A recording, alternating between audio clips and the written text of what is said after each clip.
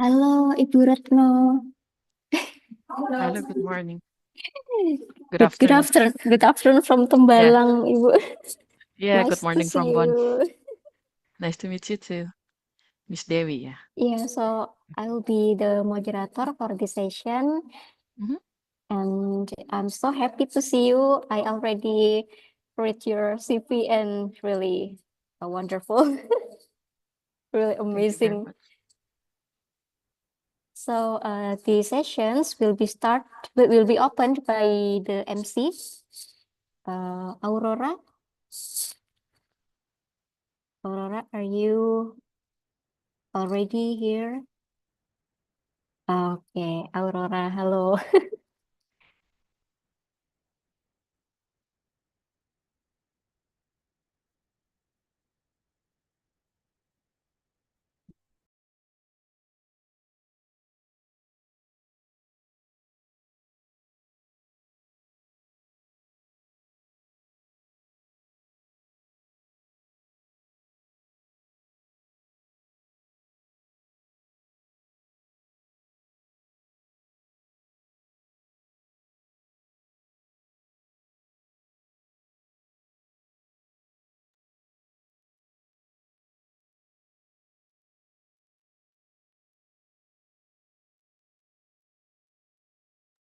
Hi everyone, good afternoon. I hope you guys are in good conditions today. I can see your excitement through the screen. So let's just begin with our agenda for today. Good afternoon, ladies and gentlemen. Welcome to day 3 of IRUD Summer Course 2025. First of all, before we start, I would like to remind all of you that the attendance will be remonitored through the screen appearance. Therefore, it is mandatory for the students to turn the camera on and mute the microphone. Please let me repeat it again. It is mandatory for you to turn the camera on and turn the microphone off. Also, should any constraint be communicated to the committee, name with committee _ in front of their names. Ladies and gentlemen, my name is Aurora Deandra Tesalonika from the Department of International Relations, Universitas Diponegoro, Indonesia. Today, I'm going to be the master of ceremony for these sessions, Human Trafficking and Global Immigrations, with the esteemed speaker, Dr. Phil Retnowidiastuti from the University of Public Administrations and Finance, Ludwigsburg, and Dr. Luh Nyoman Rato W. Kabinawa from Research Fellow at the University of Western Australia. We're going to have 3 agenda for today. The first will be a panel sessions, then Q&A and a closing sessions. These sessions is going to be moderated by Mrs. Dewi Stianingsi, SIPMA, from the International Relations Department of Universitas Diponegoro. All right, so Mrs. Dewi Stianingsi, SIPMA, is a lecturer of the Department of International Relations, Faculty of Social and Political Science, Universitas Diponegoro. She holds a master's degree in international relations from Gadjah Mada University, where her research focuses on the fascinating topic of Indonesian's tea industry in the global productions network. It is also worth noting that Mrs. Dewi has an impressive list of academic publications. So let us greet her first. Hello, Mrs. Dewi. How's your day today? How's your feeling about today's topic? Halo, Aurora. Thank you for inviting me to be moderator in this forum. You look so beautiful, Aurora. Oh, thank you. You look so beautiful. Okay, so do you have any opinion? How about your feeling for today's topic? Maybe you want to share it with us?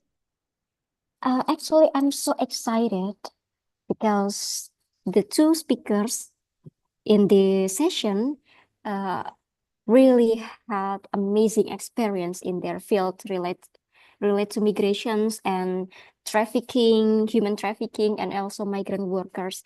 And I really hope all the participants here will get much insight and will use this forum to have a very light discussions because not every day we'll meet such an amazing speakers like this. And both of them have an academic background and also a practical background. They are also an activist. So when I read the CV of Bu Retno and then Ibu Ratih Kabinawa, Bu Ratih Kabinawa. They're really concerned about the migrations and migrant worker and the human trafficking. Such issue is really interesting and also the crucial issue, especially in Southeast Asia, because Indonesia also become one of the country which has what we call many migrant labor spreading in Asia and also in Arab also in Timur Tengah ya. So well, this is very wonderful moment and I really being honored to be a moderator in this session. Thank you for all the committee. Thank you, Mrs. Dewi. I personally also feel very excited for today's sessions because as an IR student, this topic is really related with our daily discussions in the class. So without further ado, let's get to the next sessions. For the respectable moderator, Mrs. Dewi, the time and screen are yours. Thank you, Aurora, for introducing me. And well, hello everyone, all the participants and distinguished speakers. I hope you're all doing well and still feeling energized for today's sessions because this is a third day session. I hope you still have energy and motivations to join until the end. We are now entering one of the most anticipated parts of our summer course, the presentations and discussion sessions with our distinguished speakers. So we will have two sessions of class for today. First by Ibu Ratno Widyastuti, and then second by Ibu Ratih Kabinawa. So please keep your focus for these amazing speakers. Let's begin our first material class. It is truly a pleasure to welcome Ibu Retno Widyastuti this forum. Hello, Ibu Retno. We are so Hello. glad to have you. Yeah, we are so glad to have you. It's And also my pleasure. Thank you so much for the invitation. my pleasure, Ibu Retno. So let me read your CV. Because it is very sorry, I have to open the drive first. Ibu Retno, okay. I want to introduce Ibu Retno to all the participants. Ibu Retno she is an independent researcher and diligent team player with extensive experience in research communications, administrative works, and project management. Ibu Retno now lives in Bonn, Germany. So she is one of the diaspora from Indonesia. Ibu Retno have over 10 years of experience in conducting research management, writing reports in the areas of social science, area studies, migrations, and migrant workers. And over 5 years experience in administrative work, professional and organizational activities. She also have been working in development agency in NGOs, especially in poverty eradication issues, women empowerment, and also good governance issues. But her research focus is on migrations issues, including migrant workers, refugees, diaspora, forced migrations, climate-induced migrations, and area studies, including Southeast Asia, East Asia, and Germany.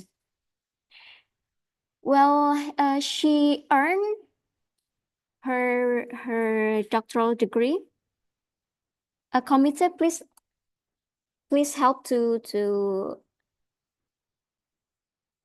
get the CV appear on the screen. Yeah. Oh, already? Yeah, I cannot read it clearly. Okay. She earned the doctoral degree from Bonn International Graduate School, Oriental and Asian Studies, Bonn University, and then her master degree from International Master Program in Asia Pacific Studies, National Chengchi University, Taipei. And also, she have an experience in training several short-term program in Mahidol University, International College in Bangkok, and then in Hiroshima University, in and her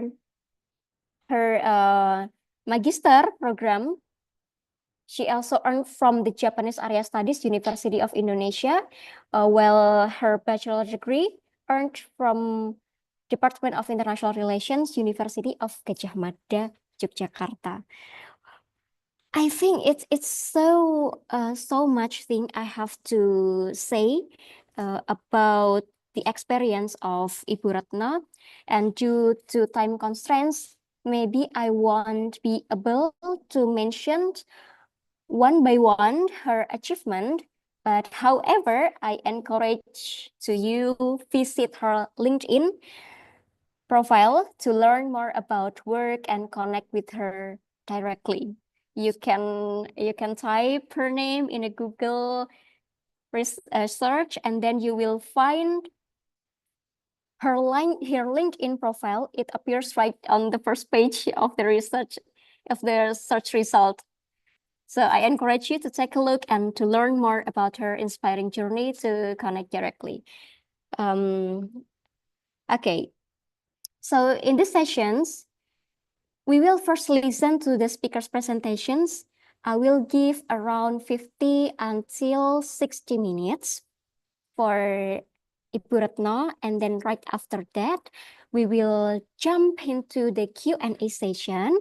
So please feel free to note down your questions or thoughts or insights, whatever, as we go along, and we would love to hear from you. Without further ado, let's give a warm welcome to Ibu Retno Widyastuti. The floor Yeah. is yours, Ibu Ratna. Okay. Yeah, thank you very much, Miss Dewi. Setianingsih also previously with Aurora as the MC. Okay, it's a good afternoon, everyone, everywhere in the world, and good morning from Bonn, Germany. And it's again, it's my pleasure to join the summer course and become one of the, I can say, like discussants of the topic of migration and mobility. Actually, indeed, it's a really interesting topic, especially for myself, because I myself now I'm become the diaspora, and then I experience the migration itself. So maybe you can relate someday somewhere, and then especially in Indonesia.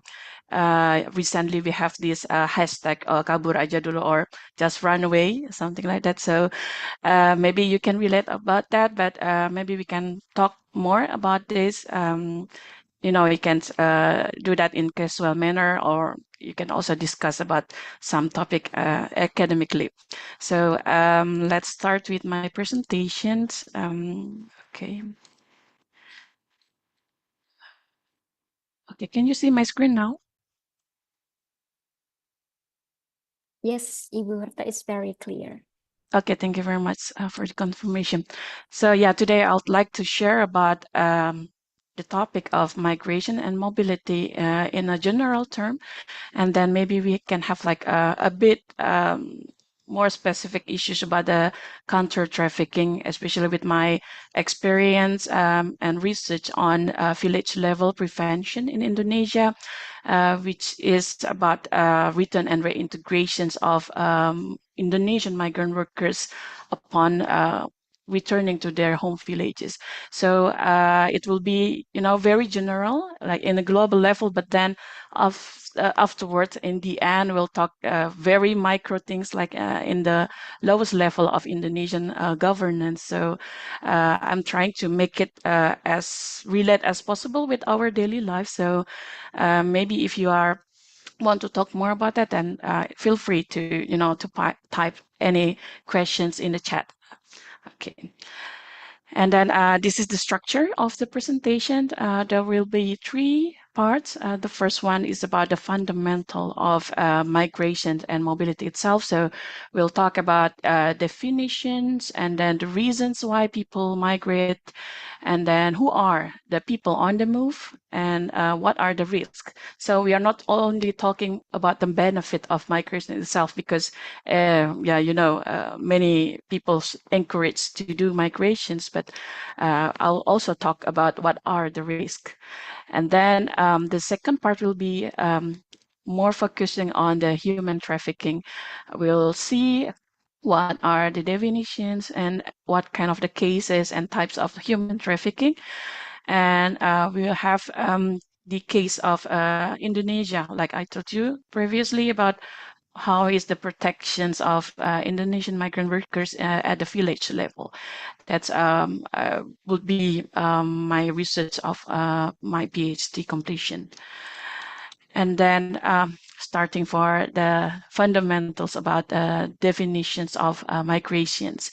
So if you familiar with the IOM, so IOM is the UN Migrations, one of the agencies that focus on the migrations.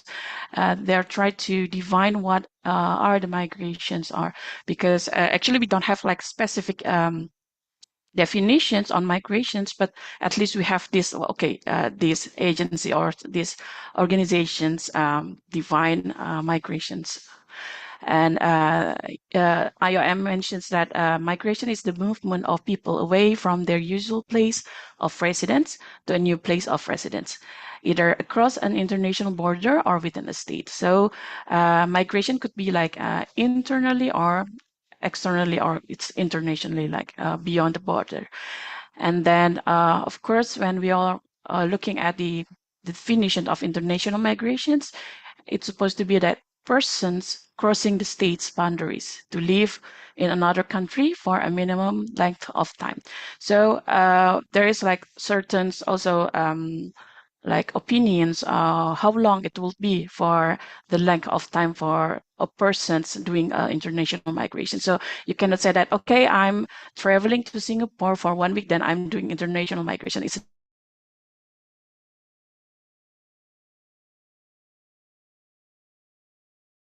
6 months. The other says like minimum 12 months, so 1 year. So they can say that, okay, you are doing the international migration, something like that. And then the number of the international migrants itself is, of course, nowadays it's getting bigger and bigger.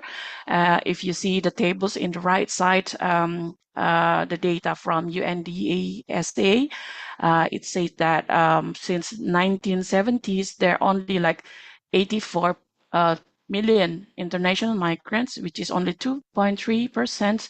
But now, around 2020, there are almost 281 million people migrating, and it's difficult to say like exactly how many international migrants nowadays, but we can see that the trend itself, it's always increasing with, of course, there are a lot of reasons why they are doing the migrations, but the trend, as you can see, it's increasing over the years.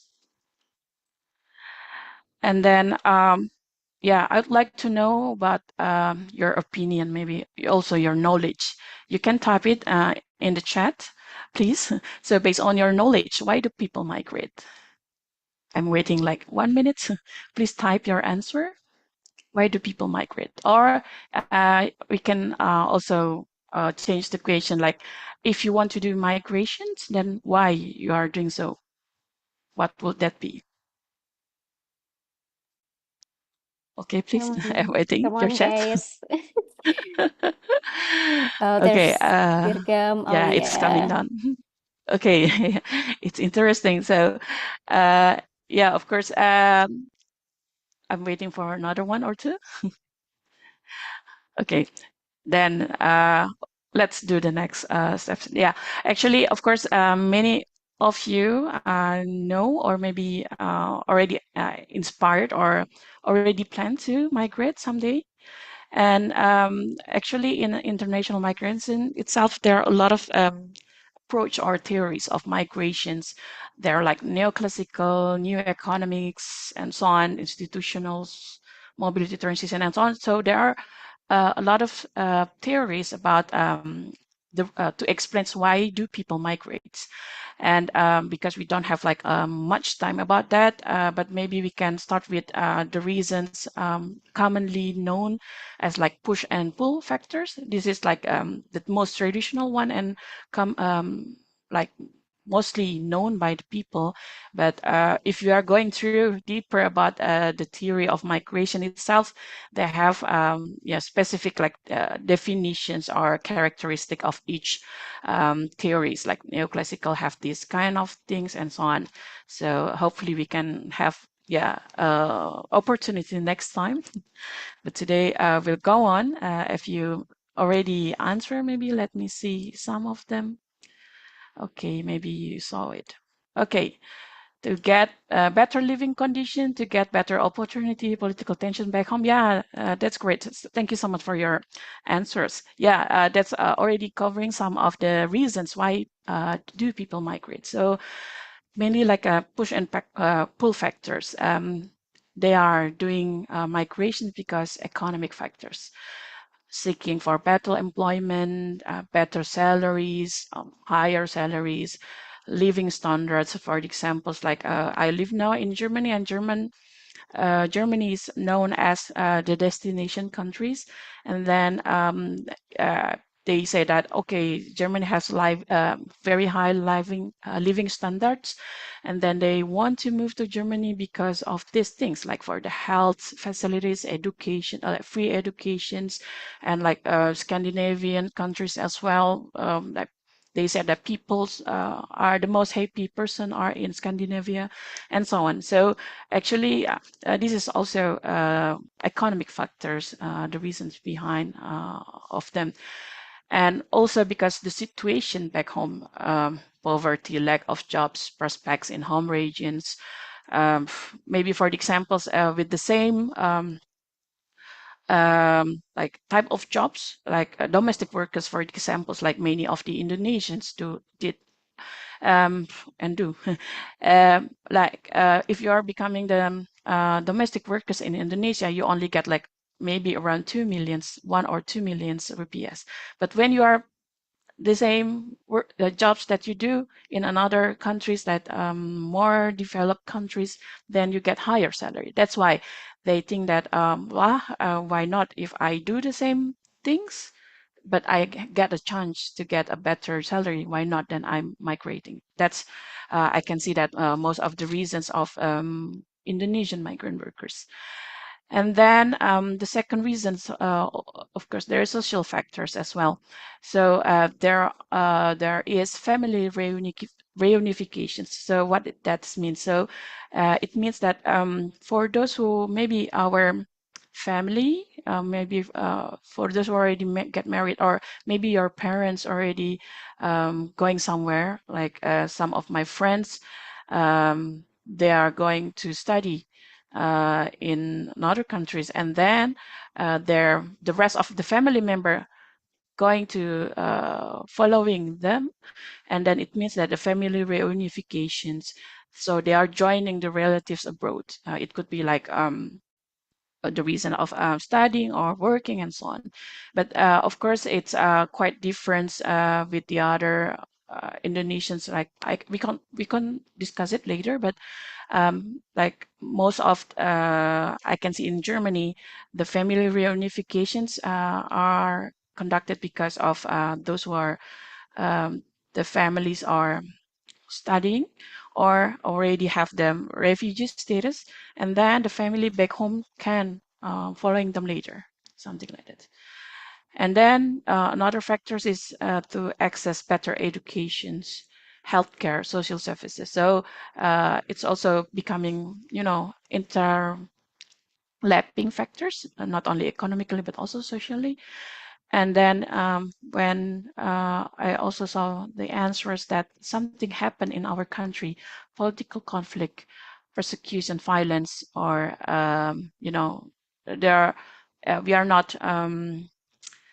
Yeah, you can see that nowadays there are many parts in the world that have conflicts and war, and then many of them fleeing because of that, like happened in Palestine, Ukrainian, Sudan, and so on. So for those who are, trying, quote unquote, escaping from this bad or worse situations in their home country, they have to fleeing from the situations. So it happens with refugees and asylum seekers. Like in Germany itself, it has a very huge influx of refugees, like in mid 2015, around that, from the Syria, and then the early 2020, 2021 with refugees from Ukraine. And yeah, you can see like so many countries that have a number of refugees, not only to the developed country, but also in developing country as well. Like as you can see, like what happened in Sudan, and they are maybe don't have like enough money. They just going to the neighboring country. Many of them going to Ethiopia, or maybe they are going to Sudan, the northern part, southern part, and so on. And then, of course, it's also an interesting topic, but maybe we cannot go further about that. We can discuss it later. And the fourth reasons why people migrate, and environmental factors as well. But maybe it's not really like international migrations, because usually environmental factors like natural disaster, flood, earthquakes, drought, or volcanoes, and so on, it's most focusing on, inside the country. So we call it internally displaced person, or IDPs. There are so many like events or something happening, especially like in Africa, in some countries in Africa, and also some countries in Southeast Asia as well, like in the Philippines, and also in America, in the United States, and Central America, with where there are also many hurricanes, typhoon, and so on, where of course because of the bad weathers, they makes these floods, landslides, and so on. Like in Africa, they have a lot of very dangerous situations because of the drought, limited water, and so on, and it makes them forced to move because the environmental degradations making their livelihood is unsustainable. And then you can also see another reasons, like maybe for you, the young generations, why do you want to migrate? It could be like, okay, I want to have like a 1 year sabbatical leave or something, like, okay, like a gap year after you are finishing um, your senior high school, or maybe your university years. Then you want to have an adventure. I can see like some of I saw that this also happened in European countries, where the young generations who are just graduated from the senior high school, then they want to traveling around the world for 1 year, for example. Or it could be also someone who want to have personal development, or they want to have this lifestyle choice. Like for example, you can see like a digital nomad, if you ever heard about that. So many like Europeans, or maybe people from Western countries, coming to Bali, for example. They want to have like still high salary because they are working online, but they want to have like slow living situations, like living in Bali is like a paradise, and so on. That's why it could be like their lifestyle choices. And also retirement in more favorable climates. I can see that as well. Like some, for example, already like living in developed country, but they want to enjoy slow living situation, and they move to cheaper countries for retirement. And the government sponsored program, that's what I conduct for the research now. I did a research about Indonesian nurses who are working in Germany due to the labor contracts, G2G programs called Triple Win. And then this is within the scheme of skilled worker migrations. It also happened like G2G program of Indonesian nurses and care workers to Japan, and it's already started since 2012 with the Japan-Indonesia EPA program. So there are so many reasons why they are want to migrating. Okay, and next, yeah, people on the move. Yeah, this is we can say like generally the term we use to say or to mention person who are moving. It's not only migrants because actually in the migration studies there are a lot of terms that define who are they. For example, migrants. It could be like people who are migrating or leaving their home regions for many reasons. So it could be like a general term for everyone doing the international migrations. They can say like it's migrants. It could be voluntarily or involuntarily or forced migrations. And there are also specific definitions for refugees for those who are forced to flee their country that you already know before in the previous slides. And also there are also asylum seekers. So they left the country and they're seeking for the international protections, but have not yet been recognized legally as refugees. So there is sometimes like people mixing the definitions of asylum seekers with refugees because asylum seekers is not yet have the status itself. But when a country already approve your status, then your status changed to refugees. That happened, like for example, in Indonesia, there are so many asylum seekers transiting, not really the refugees from Rohingya from Myanmar. Actually, they are trying to go to Australia, but they are transiting to go to Australia to become asylum seekers, something like that. And then once they are integrated and get approved status from the government, then they could be refugees. And there is also IDPs or internally displaced persons. Um, I already mentioned about it. So for those who are forced to leave their home because of situations, disaster, conflict, and violence, but it's inside the country, within the borders, not going outside. That's differentiated between IDPs and migrants in general. And there are also another mobile groups for those who are moving. It could be seasonal workers, like those who are working during the summer, like in Australia, they have that. And then nomadic populations in some parts of the world, there are indeed some nomadic populations, like in Ethiopia, Kenya, also in Mongolia, in China, and so on, and victims of trafficking and so on.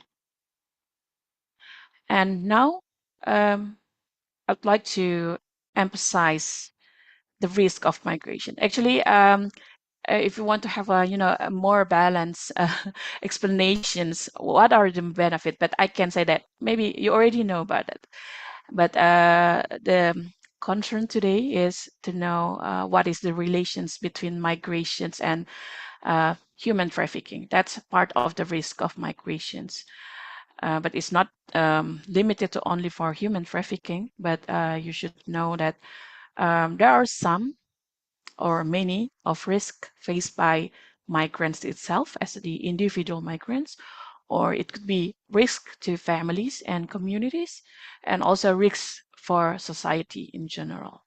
So there is exploitation and abuse.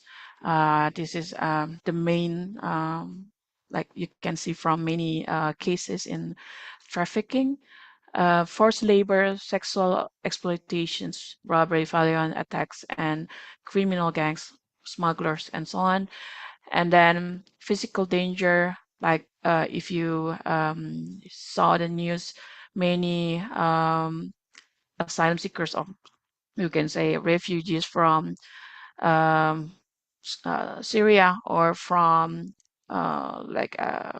we can see from Rohingya from Myanmar. They are taking this small boat without a proper life-saving jacket or safety, and then they are traveling, like overload people in one boat, and then it's sinking, and many people died in the sea, and so on. So there are so many hazardous journeys, and mainly it's due to the irregular migrations. They are not using a proper channel, and then it creates a physical danger.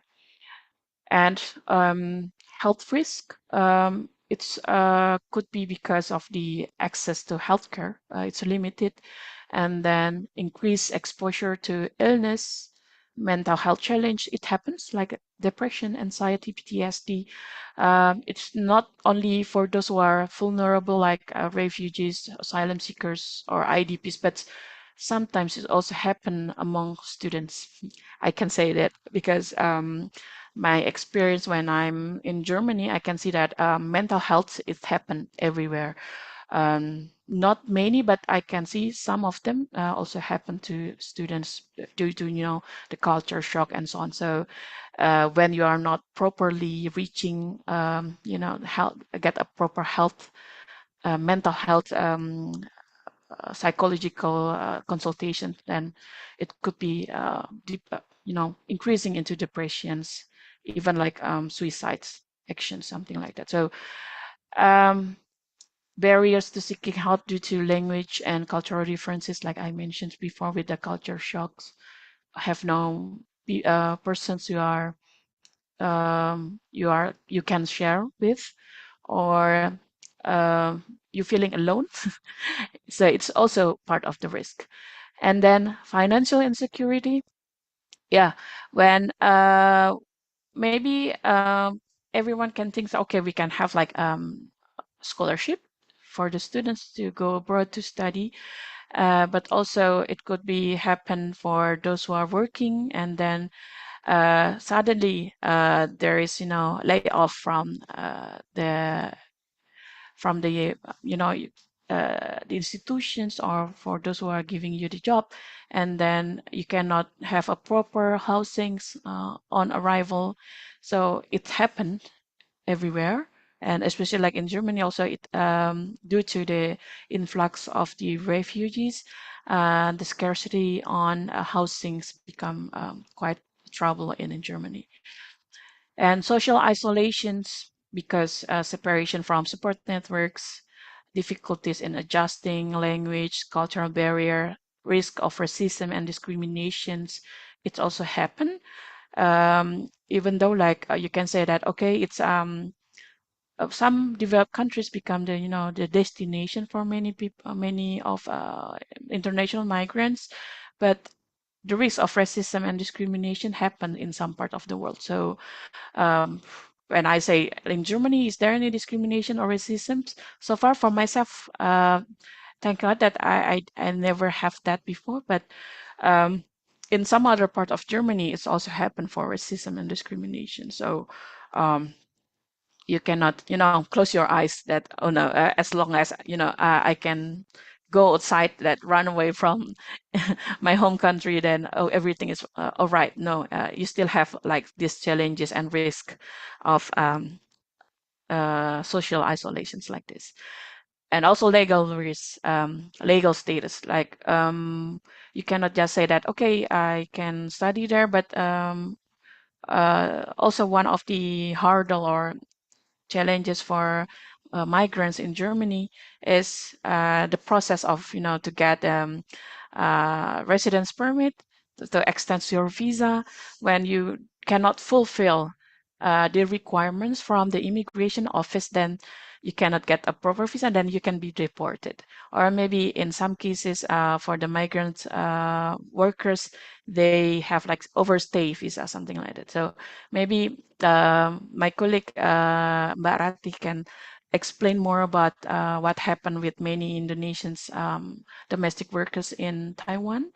they have this kind of risk of deportations due to overstayed visa and another legal risk and challenges.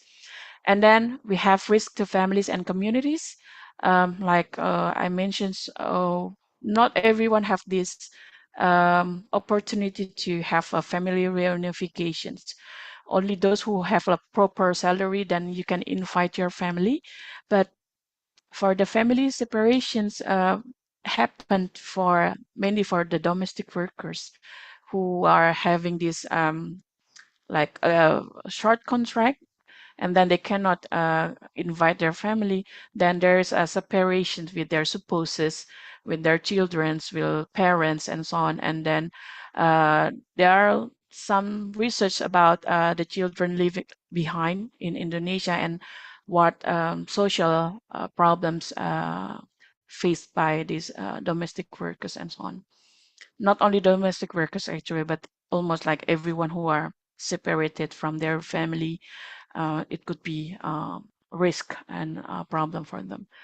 And then the impact of on children, it could be like emotional distress, educational outcomes could be poor, and then children who migrate could be struggle to adapt because they cannot speak the languages, experience in social exclusion, bullying, and so on. So yeah, you have to think about that. And then also brain drain. It's always become the main topic of the migration of skilled workers and educated individuals who are leaving their home countries to work or studying or maybe staying longer permanently in a developed country. And it creates a brain drain. Uh, and the last risk for the society is pressure on public services.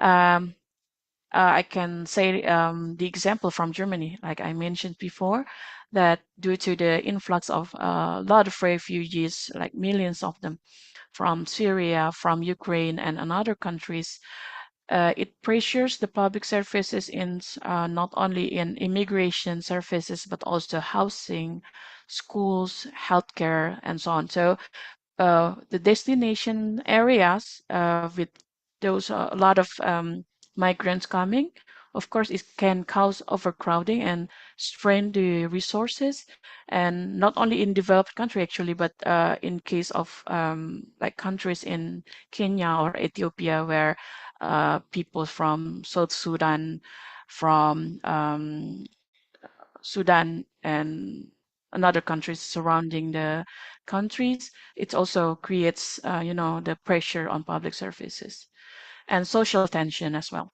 Of course, when these migrants supposed to be, they are doing it temporary, but if they have this prolonged, migrations, they cannot come in back to their home countries immediately, then they have to, stay in the host country, and then there is a competition, an increased competition for jobs, and it leads to discrimination, xenophobia, and racial tensions. That happens like if you see some news in United States maybe, or not really, but I can see like in some European countries also have this social tension.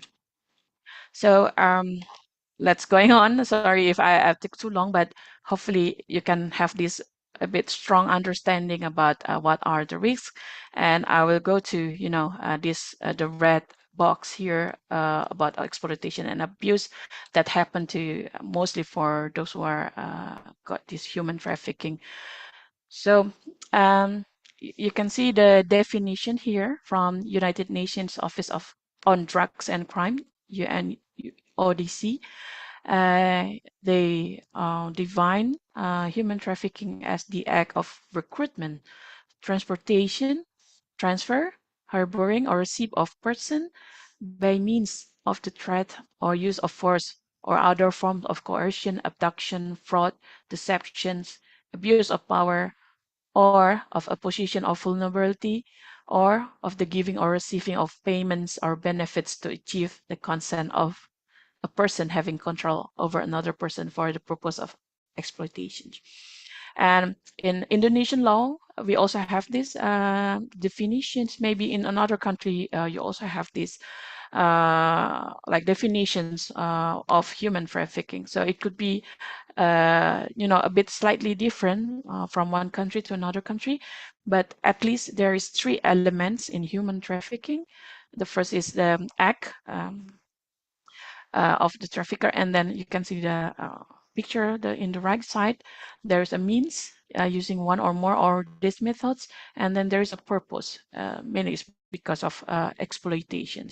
So you have to see whether, oh, this is a human trafficking or not. Then you can see that if you remember, there's another case in Indonesia about uh, Indonesians intern who want to go to Germany, but when they're arriving in Germany, it's not internship, but actually they are working in like hard labor sectors, and they define it as human trafficking because it's not like the initial purposes. It's supposed to be they are doing the migrations as intern to learn something as part of their university curriculum, but then it's changed into the human labor to work in a hard skill sector, something like that. And that's why there is exploitation on it, and then that's why they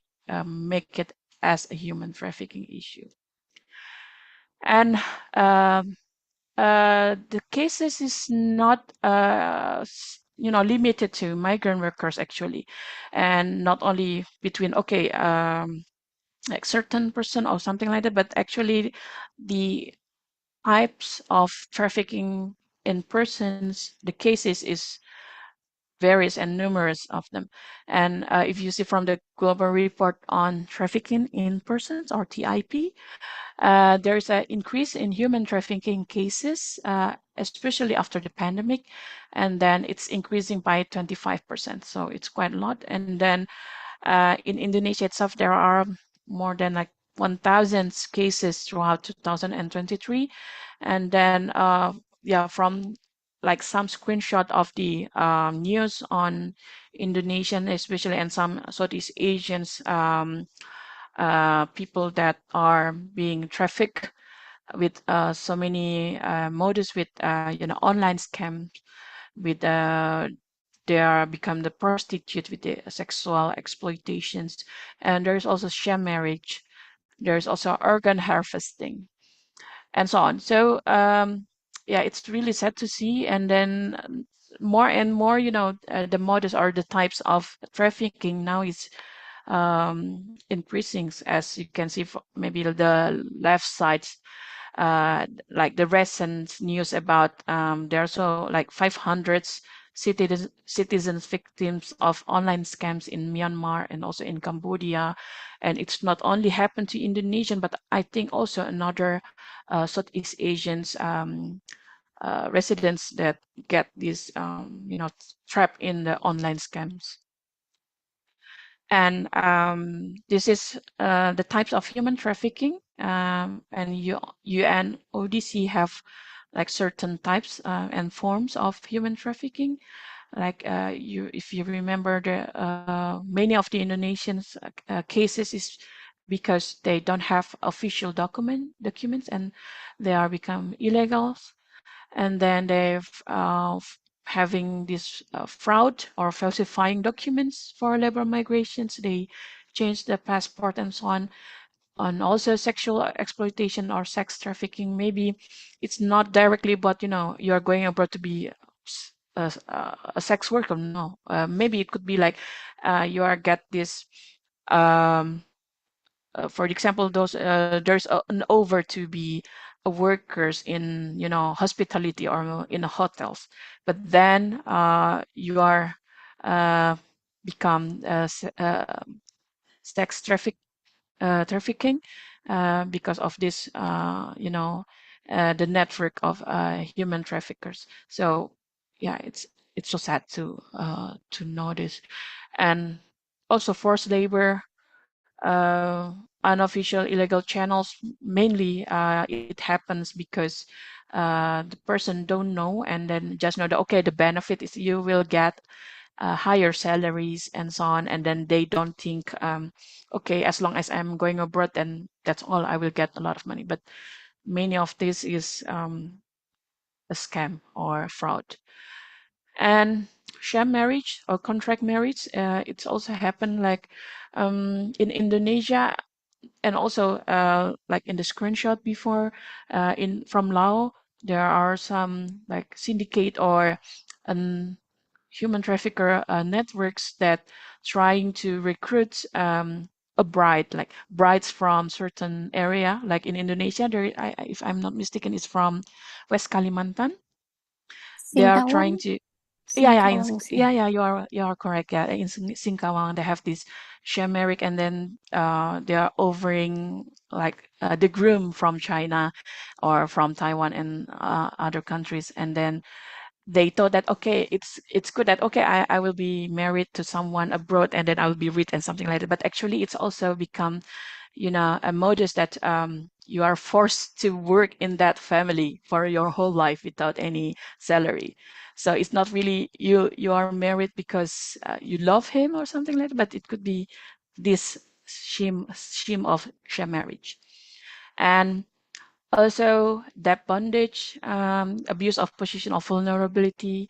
If you have any debt, then someone selling you, quotes and quotes, to work somewhere else to pay your debt. Illegal organ harvesting. Of it's so scary. And then children as workers for for the low wages, child child soldiers, forced begging, and so on. Of course, there are so many of them, but if you are going through this kind of human trafficking, you will find many cases. And now we are moving on to do the case of Indonesia. What Indonesia already have done so far for the preventions of human trafficking, or we can say counter trafficking. And maybe it's not all of the acts of the Indonesian government, but I just want to see there are so many layers and levels on how to prevent the human trafficking. But now let me explain a bit about the situations of the Indonesian migrant workers. We have now between 4 to 9 millions of migrant workers in 150 countries. So actually, not only in like in Southeast Asian countries, East Asian countries, or Middle Eastern countries, but it's spreading, and it's in different level. It could be like from low skilled, like middle skilled or highly skilled workers. But of course, mainly they are working as domestic workers, or in the informal sectors, like also caregiver at home, laborers in factory, in palm oil plantations like in Malaysia, and the destination countries still, like the top five is Malaysia, Taiwan, Hong Kong, Singapore, and Saudi Arabia. But we have these 150 countries actually, and most of them are having this like short-term working contract, only like between 2 to 5 years, and after that return is necessary. So when you already finish your working contract, you have to back home, or you can extend it. So it depends on, but usually every country have their own requirements on extending the contract and so on. And then in average, there are like 200,000 Indonesian migrant workers who are returned. It could be like temporary or for good. So, but usually they will do this remigration or circular migrations, because maybe they are not properly, have the goals that they want, or they want to have like more money. And it's normal that for some Indonesians migrant workers, they work abroad, like could be like 20 years, even like 30 years. So it happens because they have these remigrations. So if you see this cycle in the left side, so this is the picture of the cycles of the person when they want to go migration. They will have like decision to migrate first, and then they will do the migrations, and then they're working or studying whatever in the country of migrations. And then there is a phase where you decide to return. What will what are your motivations to return, and then the process of return itself, and there is a reintegrations. And then reintegration means that you are trying to readapt with your situations, not only the family, but also with the culture culture shock, reverse culture shock, and the society, and also how you can find a new job in your home country and so on. And when you fail to reintegrate, then usually we'll do another migrations. That's why it's called circular migrations. Okay, okay, for another 5 minutes. Okay, so what I'm trying to do is in Indonesian context, we have this village level protections that using the Desbumi and Desmigratif. So actually this one is initiated by NGO and also from the Ministry of Manpower in Indonesia, because they are trying to make to make a proper protections from the village, because usually these domestic workers coming from village, and then the recruitment is the brokers or the syndicates of the trafficking in persons. They are working in the villages. That's why they have the Indonesian government have this village law, and also protection of Indonesian migrant workers law. And then this is what I'm doing for my dissertations, that these two types of initiative, not national level, actually it's only like some pilot projects, but I can see that both Desbumi and Desmigratif. Desbumi is migrant care village, and Desmigratif is productive migrant village. They are trying to make not only return migrants, but also the prospective migrants to to have a proper adaptations. And then for the prospective migrant workers, they have like a proper knowledge on safe migrations and the legal channels to go abroad. And then this is some pictures on Desbumi and also Desmigrative activities in some villages in 15 and also provinces. And also it emphasize the role of the village. So it's not only the government village, but also the people in the community level, how they can trying to support all migrants workers in all cycles. So it could be for those who are prospective, or those who are the family left behind, and also for those who are just coming back from working abroad. So it's really important in this case, for the Indonesian case, that the role of the village is playing important positions to prevent the human trafficking. So it would be questions, a set of questions, how to addressing trafficking in person at the village level. And then it could be, you can think about it. We can have this discussions today, or you can think for your essay in the final uh, assignment from the summer course. Then I think that's also. I'm sorry if I'm using too much time for this, but I hope you have like a new understanding or knowledge about, from the global perspective to the village implementations with the case study of Indonesia. Okay, that's all from me, Miss Devi. Thank you so much for your time. So I'm giving to you back, Miss Devi. Thank you. Okay, thank you very much, Ibu Ratna, for the insightful and inspiring presentations. Actually, the committee had reminded me about the time was up, but I allowed you to finish because I believe this is very important topic for the participants to know. So now we would like to open the floor for the participants for the Q&A sessions. This is your chance to engage directly with our speakers. So feel free to ask questions.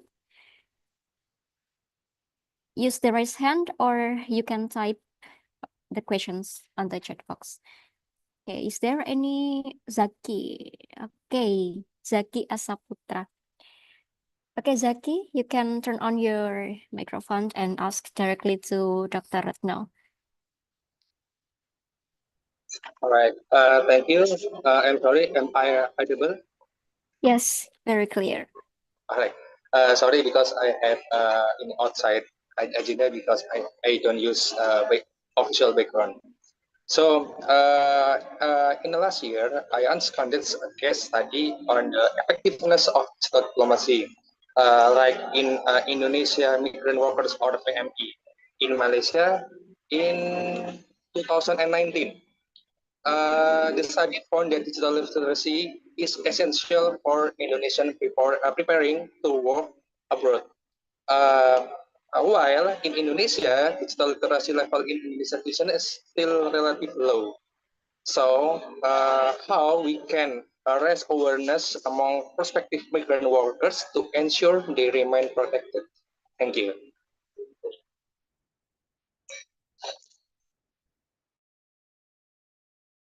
Okay, thank you, Zaki, for the questions. Is there anyone else raise their hands? Or maybe Dr. Ratno will answer directly Zaki's questions about the digital literacy for the migrant worker abroad. Yeah, it's indeed. Yeah, Zaki, thank you so much for your questions. Indeed, it's a really important question because even until now, there are so many cases happen, especially with the recent case of online scamming, where it's not only when I say that it's not only happen with the domestic workers or low skilled level, but also for the skilled, even like skilled graduated from the university as well, they fell into this scamming, online scamming, something like that. So the question on how to raise awareness is, of course, it's really important to see that you have to check. Maybe I can try from the domestic worker first. When I'm trying to see from the village level, actually there are certain like requirements or procedures from the government in the village level. They have to have these kind of documents, like for example, you have to get the permission from your family. For example, if you are not yet married, then you have to ask permission from your parents. And then if you're married, then you have permission from your family. And then if you have your children younger than 2 years old, then you cannot go abroad as workers. And actually, if it's being implemented as mentioned in the policy, then we can like prevent the problems. But sometimes, like I mentioned, so many brokers, they just like, trying to influence the person that, okay, you can have like this one, and like higher salary and so on. And then all the documents procedure is being taken care by the brokers. Then you cannot see whether your documents is valid or not, or they make fraud documents. That's why the importance is in the village level, like I mentioned for my research for dissertations, that the persons in the government have to really see whether if someone want to migrate, then they have to come in person and checking the documents properly. Because when you say, oh, if you have, the insider, sometimes, yeah, in some cases, the village level staff also become part of the syndicate. Yeah, it's so sad. But what we can do to raise their awareness, of course, if you know someone who want to go abroad, then make sure that first, where is it, and then how is it, the contract, you have to read it, because sometimes the contracts that given to you, it's in another languages, and then the problem of the, maybe I can say, most of the Indonesian literacy, they just sign it without reading it for the contract, and so on. So maybe it's really paperwork things, but when you not understand the consequences, not understand what is your rights, what is your obligation, and so on, then it will be a problem. And it includes not only for the low-skilled workers, but also any level of education, any backgrounds. Then when you are trying to to go abroad, then you have to see it, read it in details, and check it. You have the internet, and you can ask someone. And like the case of Desbumi and Desmigrative, they have this community of those who are coming back to their home village, and they have this like consultations. Then you can ask, because some of the we call it PMI Purna. The PMI Purna, they also become the consultant in the village level. Then when you want to go abroad, then the risk is like this.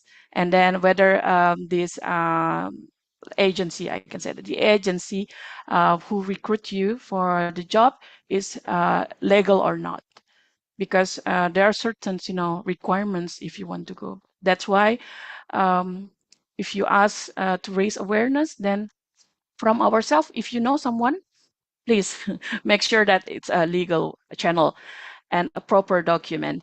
And if you are in the village level, you are the government sectors, then you can ask to make sure that for those who are in the in the frontier, who to give the service to the migrant workers, they have a proper documents for that. And if I don't know if you check Instagram from immigration's office in South Jakarta, I think, because I follow them.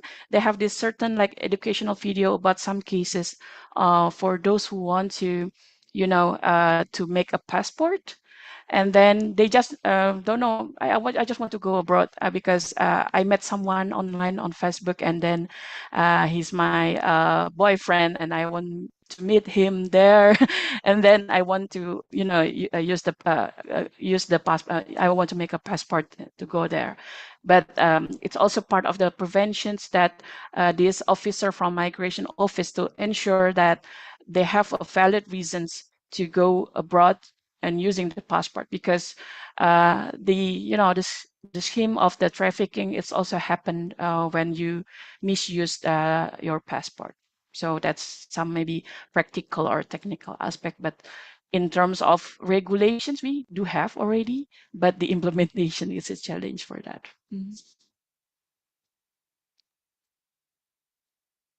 Okay, Zaki, do you want to follow up the questions, the answer, or it's enough for you? Yeah. First of all, thank you for the answer and inspiring answering from Dr. Ratno.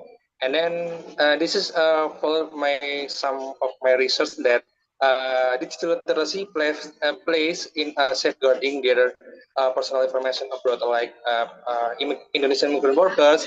We must aware about their digital literacy, their personal information like privacy, and then like the safeguarding and at all. Yeah, it's a good information for me and some for future research. Thank you. Okay, thank you, Zaki, for the discussions, and Bu Ratno. I agree that village have become a pockets of human trafficking due to this presence of migrant workers agents, and this is truly heartbreaking. Actually, when I was student, I ever volunteered in NGO, local NGO in Yogyakarta. It's called Mitra Wacana. They have a program in advocating the ex-migrant worker. So in Yogyakarta, in Kulon Progo region, there are still a lot of migrant worker using the illegal agents, and they don't know about the documents or the legal document they have to fulfill. So this agent falsifies their identity.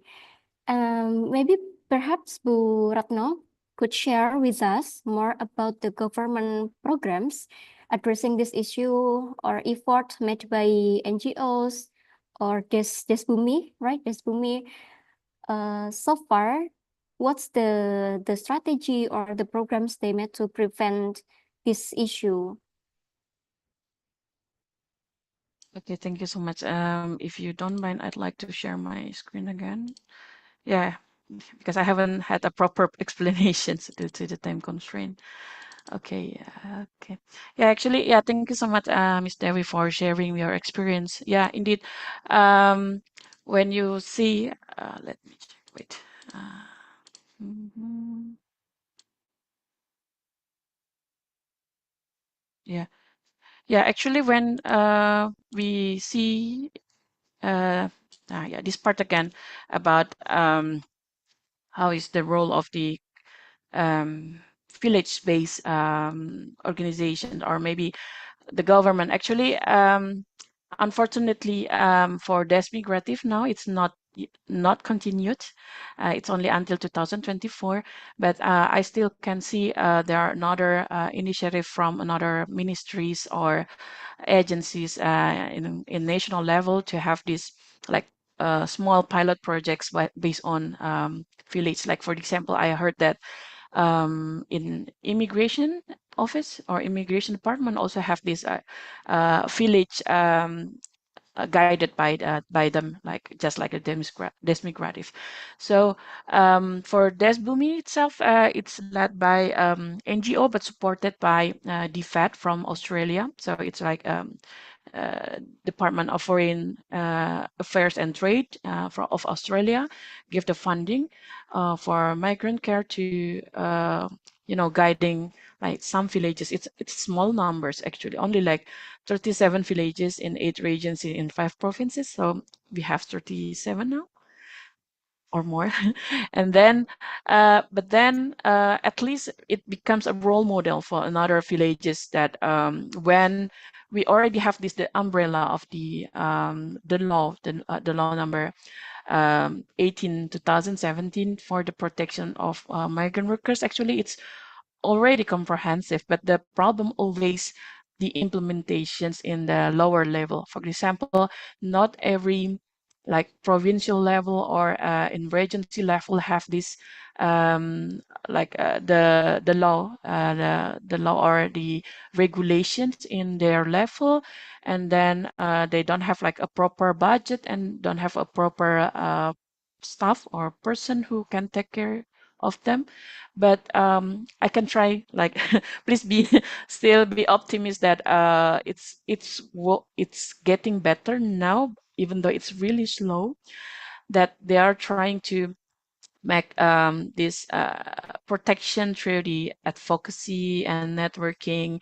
And like for the example for the Despumi, they have this a regular meeting to discuss about what kind of activities they can have. It's not only about economic activities like empowerment, but also you can have these safe migrations discussions, like maybe some cases from their villages, and then also to educate the family of the migrants themselves.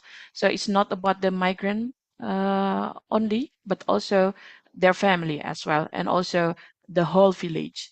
So it takes a village to, to safeguard these migrants. That's why the political will, the commitment from the village head, or even like higher level from the regencies, even in provinces, the governor, and so on. So um, indeed, it's challenging, but uh, try to see in like what I did for my dissertations is I visiting 3 regencies in Central Java, in Wonosobo, in East Java, in Jember, and also in Central Lombok, in West Nusa Tenggara. They have this both Desbumi and Desmigrative, and then I can see the change that previously they do not know anything, but not from Desbumi, for example. The local NGO is trying to advocate um, to the government level in the village to make these village regulations as well. And then when they already have these village regulations, then the protections is they have this the umbrella of the law, something like that. And it's not only about you make those who ex-migrant or the PMI Purna to be more, productive by, making some things, food or something like that. But you need also to educate them about safe migration itself. Because usually one interesting thing from theory of migration is also networking. Like if someone from your village successfully, working abroad and then become rich, you can see from her houses, beautiful one, have cars and so on, have massive lands or business, and then maybe the others will be interested to working abroad as well.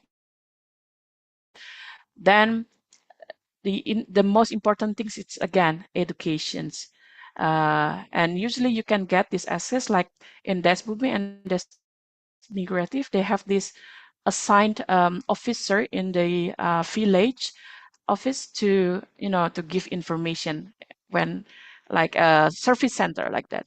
Because in Regency we also have LTSA or the one rooftop like service center from the government, but not everyone can go there because they don't have a proper access or informations. Then that's why yeah, when you see someone from your village or maybe neighboring village, then you can maybe sometimes invite them to give these small discussion seminars to know what is safe migrations, and then what to do, what to prepare, and what are the risks, what are the benefits. So or maybe because most of you are students, when you are interested to kabur aja dulu, you want to run away, quotes and quotes, then you have to check again if really it's educations based, like studying, then you know the university, you know the source of the funding for your study.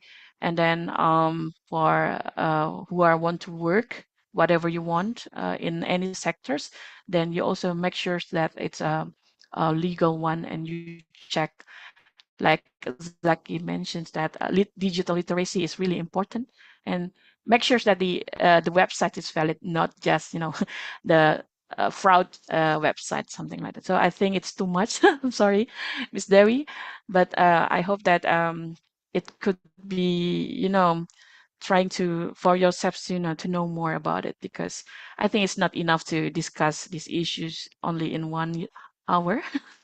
So I hope that maybe you can see and check more about that, and then good luck with the assignment in this case. Yeah. Okay. Yeah, I think it is issue that we have to discuss with the very length time. But I think the committee still have 5 minutes or 10 minutes more, I guess. Yeah. Well, 5 minutes more. There's still 5 minutes more, and it's really interesting for me as well. But I want to deep dive in this issue, Ratno, and I want to know about your insight, because I think that aside from the implementations, the challenge is to tackle the illegal recruitment agents. So not just educating the villagers, but also dismantling the trafficking syndicates behind them. I want to know more about the program, or maybe the efforts made by the government, or maybe the non-state actor to deal with these syndicates behind them. But before answer this question, I think there is one participant, Auliani Sarahma, raised her hands. So Aulia, you can directly open your microphone and ask your questions. Okay, am I audible? Yes, clear Yeah. enough. Okay, thank you so much for the opportunity. Hello, Ibu Retno. I would like to ask you some questions. And this question is slightly off the topic, but I want to know on how you view the relationship between human trafficking and terrorism. As we know, many ISIS sympathizers migrated to terrorists once controlled by the group, influenced by their propaganda. And if I'm not mistaken, based on the migration cycle you explained, some of these former ISIS sympathizers now intend to return to Indonesia, which they will be entering the stage of return and reintegration. In your opinion, to what extent should the government or maybe the NGOs be involved in mitigating the risks that might arise during the reintegration process? Considering that this returnees carries a sensitive level, while at the same time, government and the NGO assistance provided to them might be trigger social and economic jealousy within the community. Thank you. Thank you, Aulia Nisa. Bu Ratna, may I add one questions more? Because there is one participant by Nina, named Nina Garnis, ask to Bu Ratna, I'd like to ask about Rohingya refugee crisis. What exactly can UN or role of ASEAN to solve this issue? As we know, the military junta has kept doing it for many years, and there's been no significant solutions. That's indeed ethnic cleansing to Nina. So yeah, that's the question from all the participants. You can answer maybe in a very briefly sentence because we have 7 minutes more. Thank you, Bu Ratna. Yeah, thank you so much. I'm not sure I can answer it in 7 minutes, but yeah, thank you, Aulianisa, for the questions. Indeed, yeah. Actually, in short, what the government can do. So I just read like several days ago, they have these certain seminars how to prevent these returnees from, the terrorisms, and then how to, reverse. Uh, to understand the situations. So I'm not really expert on this in honest. So, but I can say that the government also trying that. Of course, for those returnees from the terrorisms, they have these specific actions how to counter the act of terrorisms and also the human trafficking because of the ISIS and others terrorist organizations. They are trying to influence them. Maybe they can spread also while they are returning, but what they can do is, continued discussions and seminars. I'm not sure, but yeah, indeed, they also need to check on that because they have a special how to say task force for that. I think yeah, because again, I'm not expert on the topic of terrorism, but I saw one of the organizations, if I'm not mistaken, from IOM and SBME. It's like one of the national organization. They have these seminars on it. Maybe you can check on that. And about the questions of Rohingya refugee issues, of course, United Nations cannot do a lot except that they can only support on humanitarian aspects because in terms of Indonesia, we are not, ratify the convention for the human for the refugees, and we cannot properly, taking care of the refugee in Indonesia. So that what the UNHCR that focus on refugee can do is supporting in some programs, not really, intervening to the country from the Myanmar regime, and including, as you know, ASEAN as the nation for the regional organizations, they cannot intervene more on that, except that it becomes a no, international issues in ASEAN. And then I can see if you check on Malaysia, how Malaysia, Indonesia, and also Thailand handling the case of refugee in their countries, you will find it also interesting. Maybe it's not as the national country intervene directly in Myanmar, but how they handle the refugee in their country. In Indonesia, of course, still a problem. In Aceh, if you heard about that, and like some other provinces in Sumatra, and also I heard also Malaysia have a better, facilities for the refugees from Rohingya in Malaysia, and some also in Thailand. But I think the best one is in Malaysia. There is some of colleagues of mine here who are coming from Bangladesh who did this kind of research, but that's also unfortunately not my expertise on that. But you can check. Yeah, and I'm sorry if it's not really helpful for you, for Aulina, Nisa, and also from Nina Garnis on this issue. But hopefully you can keep curious to know what to do, and then it becomes your topic of research, and I'll be more than happy to learn from you. I'm not the expert on everything, but I would like to know from you again. So I think that's all. But I heard that Miss Devi also have one questions. Yeah, it's actually about the strategy to tackle the illegal syndicate. But maybe because the Yeah. committee has reminded me the times is over, we can just proceed this question, just skip this, and maybe we can invite you to visit Undip next year, or maybe in another time, so we can discuss it more. Thank you so much for Bu Retno. It is very insightful presentation. Thank you for sharing your valuable experience and perspective with us. I'm very glad to know you. And by the way, I've read your blog and I've read your blog in WordPress, and I gained Awesome. many many valuable insights about the lives of migrants in Germany. So thank you for writing that. My pleasure. As we come to the end of this material, um, I'd, I'd like to express my sincere gratitude to all the participants for the insightful and fruitful discussions. And thank you for our speakers.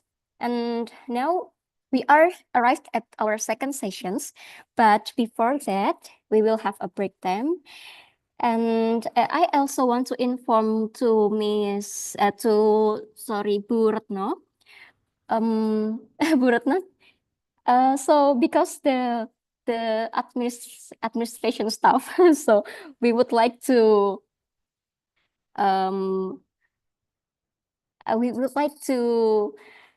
keep your account in this forum, so we can continue until the end of this session. So would you like to just remind in this forum, but you don't have to take a part in the discussions, but just your name, your account in this Zoom. Is it okay? Don't worry. Actually, I really want to learn more from my colleague, Miss Ratih Kadwinawa. Okay. So I would like to hear and also listen, and hopefully not really discuss. Maybe the others want to ask many questions to Ms. Rati, because she's really expert on the issues, especially in domestic workers and also laborers, the seafarers in Taiwan. Yeah, so looking forward to learn from you, Rati. And thank you so much, Ms. Devi. I'll be here. Thank I'll you. be stay here. Thank you so much. Hello, Miss Rati. Hi. Are we gonna have a break first? Because I'm gonna go to toilet first and come back just for 5 minutes. Are we gonna have a break, right? Yes, Yeah, yes, yeah, but okay. before we jump into the break session, we will have a photo sessions first. All right, Yeah. sure. Okay, thank you. Thank you so much, Bu Retno. Thank you for joining until this session's end. Thank you very much. And now the committee will take our photo. So please open your camera, give your best smile, and the committee will take the photo of us. Please, Dirgam, you can start. maybe you can count in a 3, yeah? Okay, I would like to remind everyone to turn on their cameras, and I'll be taking the picture in the count of 3. 1, 2, and 3. Just another one. 1, 2, 3. Okay, thank you very much. Thank you very much, Dirgam, for taking our photo. And okay, before we continue the sessions with Miss Rati, we will take a short break for about 10 minutes. 10 minutes. So you can grab something to eat or drink first. And see you later in 10 minutes. Bye. Thank you. Thank you so much, Dr. Widyastuti, for the amazing, insightful explanations. So dear all participants, we will now take a 10-minute break. Those who wish to perform Asar prayer or engage in other activities are welcome to do so within the 10 minutes break without leaving the Zoom. After the 10 minutes are up, we will begin the second class sessions. The 10 minutes starts now.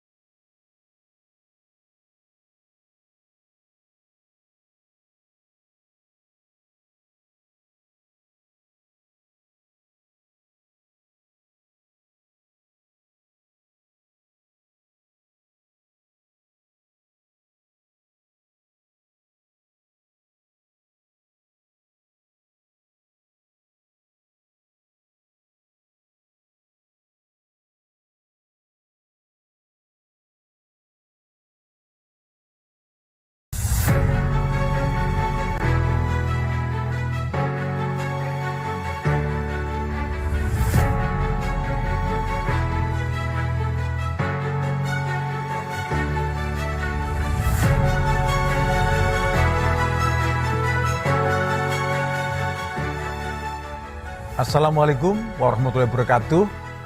Teguh Yono, Dean of Faculty of Social and Political Sciences, Universitas Diponegoro, would like to welcome you, all new students, Faculty of Social and Political Sciences, Universitas Diponegoro.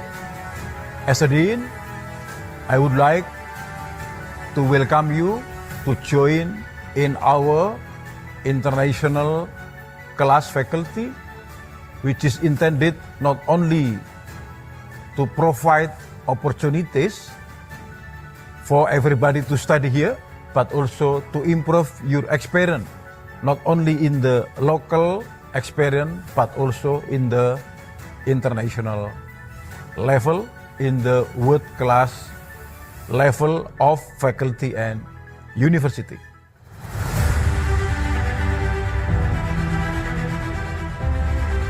Founded in 1969, Visibundit is one of the leading faculties in Indonesia dedicated to academic excellence, research innovation, and community engagement in the fields of social and political sciences. We are part of UTAS Diponegoro, a top public university in Indonesia that is committed to becoming a world-class university.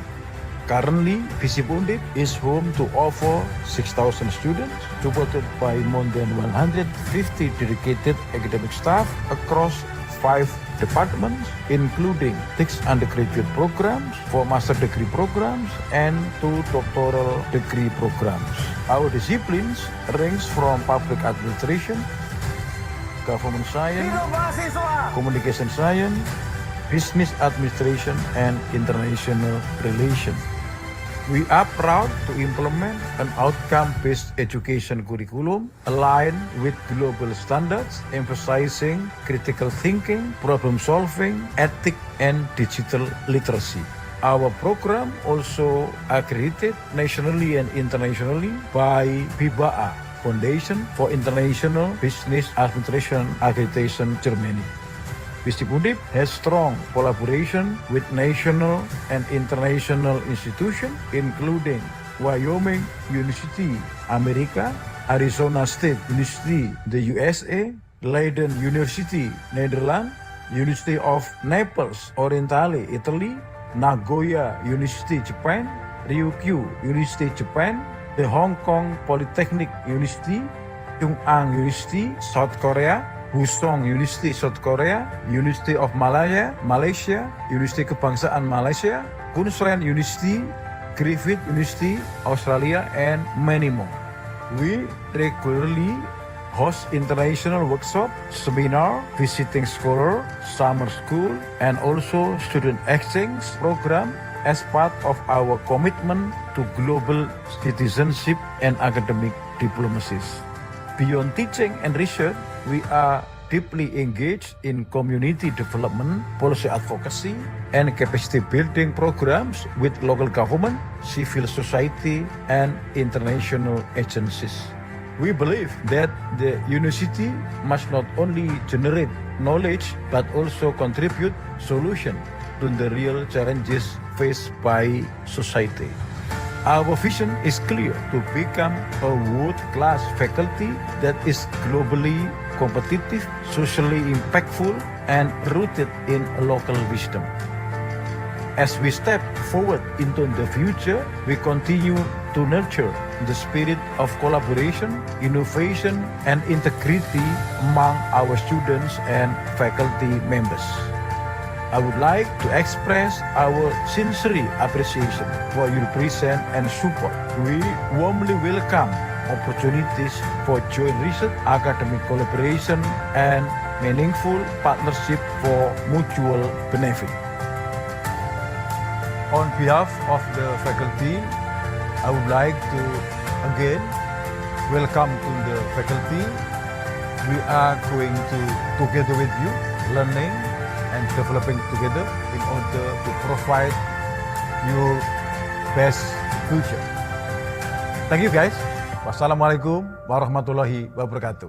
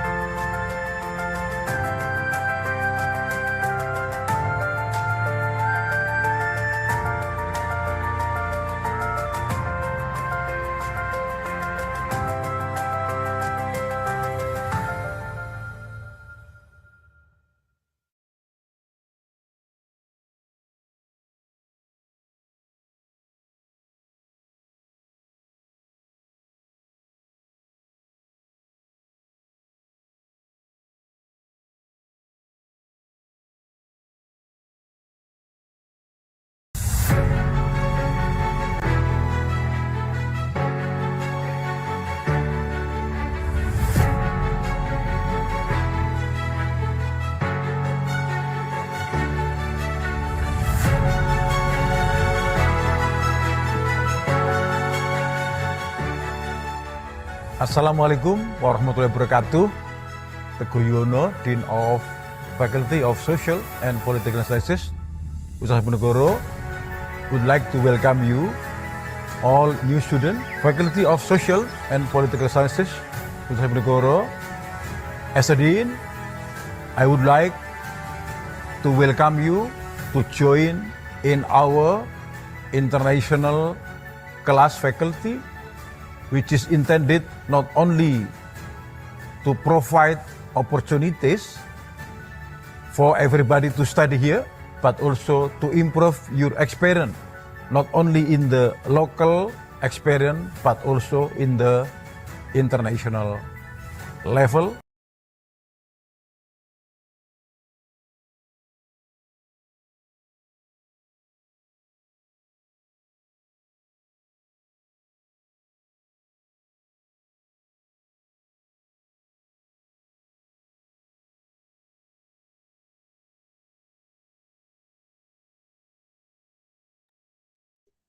Hello everyone, the 10 minutes have passed. I invite all the participants to return to Zoom for the second class sessions of the day. The second class sessions will be led by Dr. Luh Nyoman Ratih W. Kabinawa and again handled by Mrs. Dewi. I invite Mrs. Dewi to lead the session.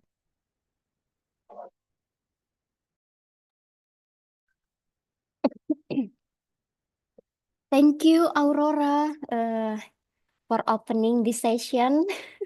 Okay, let's start it. Hello, Miss Ratih Kabinawa. Hi.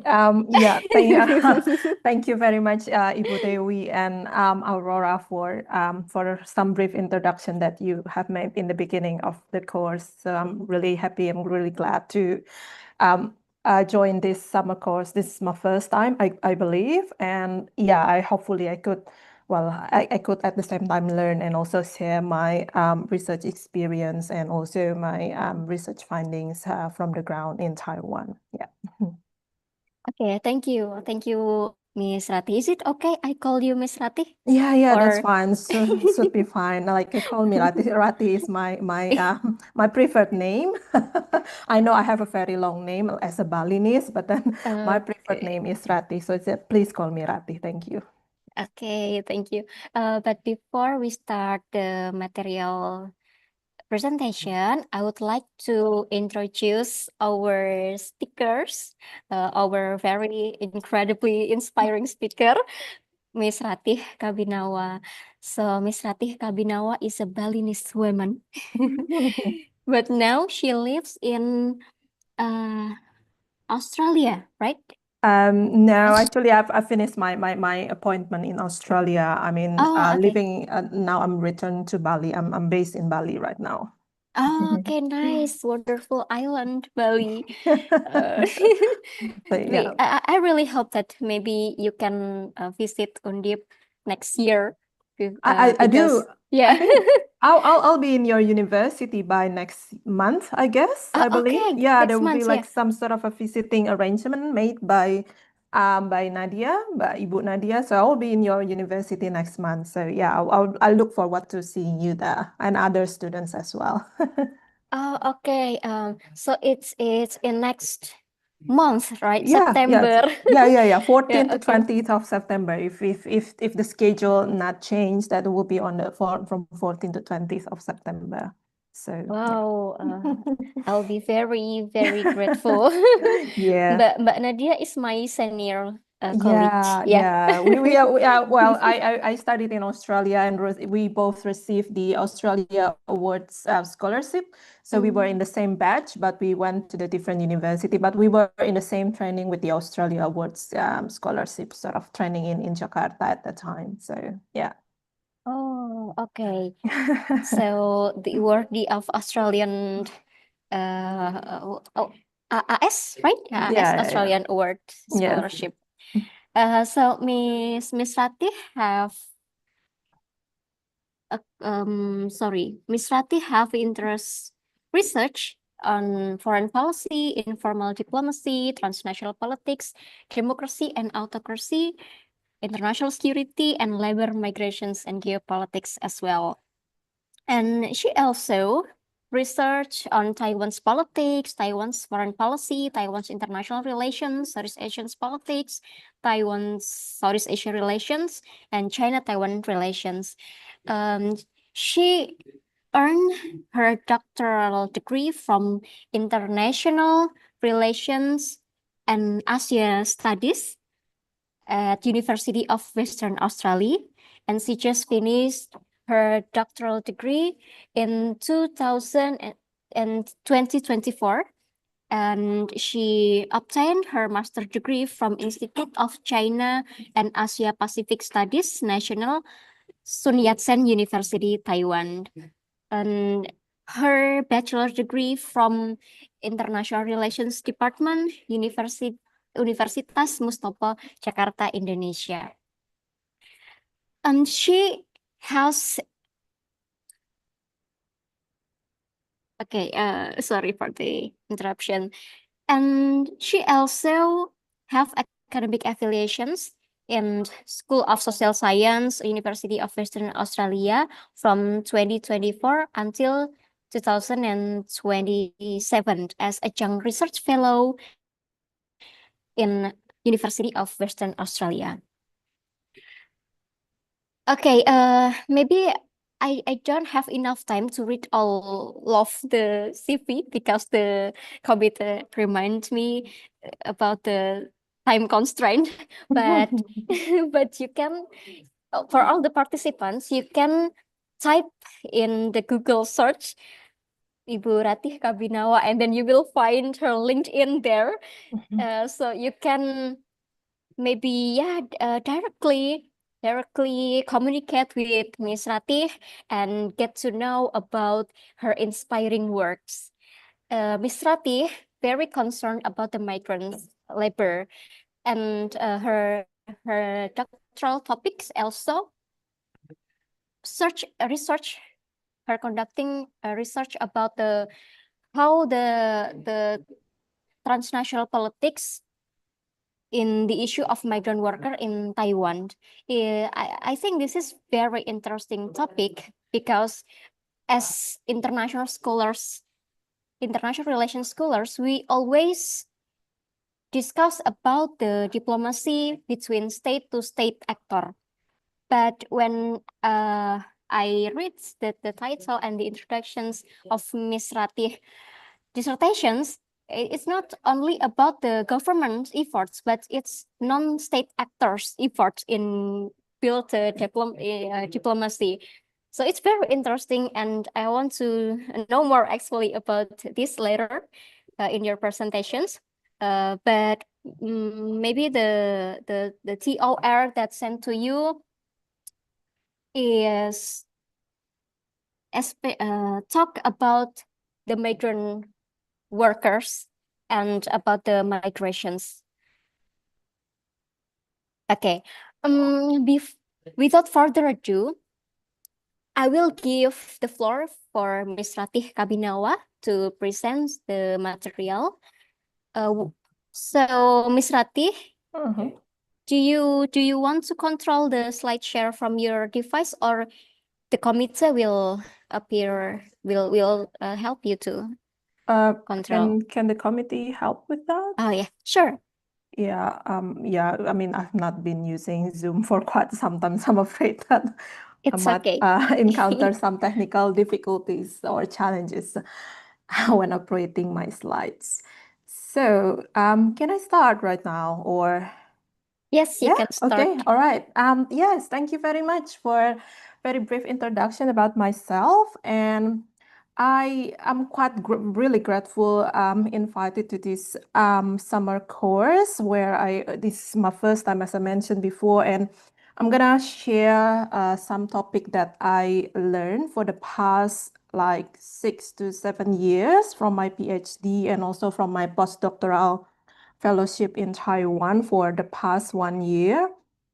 So, as mentioned before, I mainly work on foreign policy, but then the foreign policy in my understanding is not state-to-state foreign policy, but foreign policy of non-state actors, which actually in the case of Taiwan and Southeast Asia, migrant worker is one of the variables that I studied in my doctoral degree. So I'm not only focusing on migrant workers, but also I focus on other non-state actors. But after my PhD, I really narrow down my focus on migrant workers, labor migration, and especially the geopolitics across the Taiwan Strait involving China, Taiwan, and Southeast Asia. So for today's topics, I will talk about the risk of trafficking and forced labor in the host country using the case study of Taiwan. We have heard a very fascinating, amazing talk by Dr. Retno, my colleague. We were together, I think, when we were doing our master degree in Taipei back then in 2011. Oh yeah, I feel old then, 2011, doing our master degree in Taiwan. So I think I should thank Dr. Retno because she covered a very thorough explanation about migration and mobility, which I do not need to explain about migration and mobility anymore. So then I can focus on the case study of the trafficking and forced labor in the host country. So Dr. Retno already covered the efforts taken by the home countries or home of origin or country of origin. Then my turn is talking from the perspective of the host country or the country of destination, which I pick one of the country destination where our migrant workers, Indonesian migrant workers or Southeast Asian migrant workers all prefer or one of the most favorite destination, which is Taiwan. Can we go next slide? Thank you. And today's we'll talk about first, we need to understand the Taiwan's migrant labor system and recruitment process. And then we will talk about the trafficking in person profile of Taiwan, why and how then the host country might play an important or crucial role in addressing human trafficking, particularly on the labor migrations.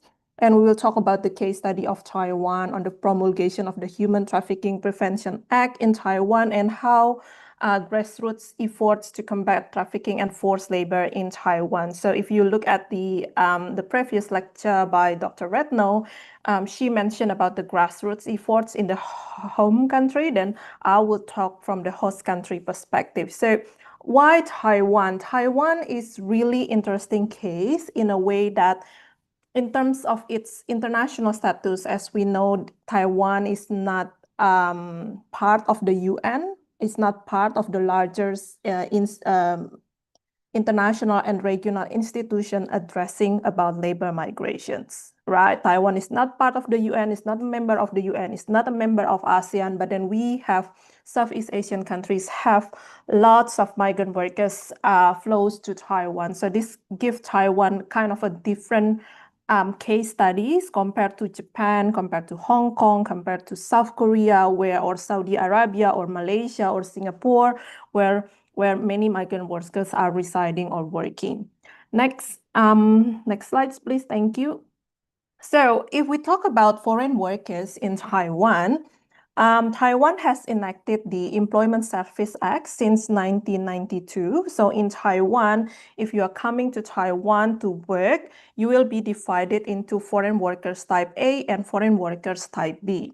So most of the time, when we talk about foreign workers type A, we will talk about workers working in the areas of specialized or technical work, director, manager, executive of a business investment, teachers at schools, college, universities, sport coach and athlete, religious artists and everything. So those foreign workers type A, they often called as a white collar workers or foreign professionals. So for example, if I come to Taiwan to work as a university lecturer or as a research associate when I did for the past 1 year, I often call this white collar workers or foreign workers type A.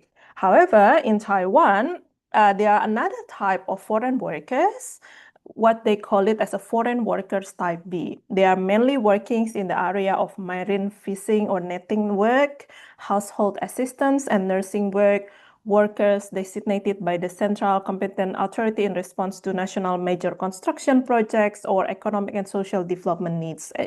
And these workers in Taiwan often called as a blue-collar workers, doing 3D jobs, dirty, dangerous, and difficult job, or they often called as a migrant worker.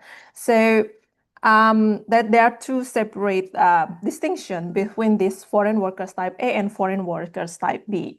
But then the distinction is not stopped here, because the distinction continue in terms of their visa, in terms of their residency status, in terms of their recruitment process and everything. So can you please go to the next slides, please? So we talk about the demography first.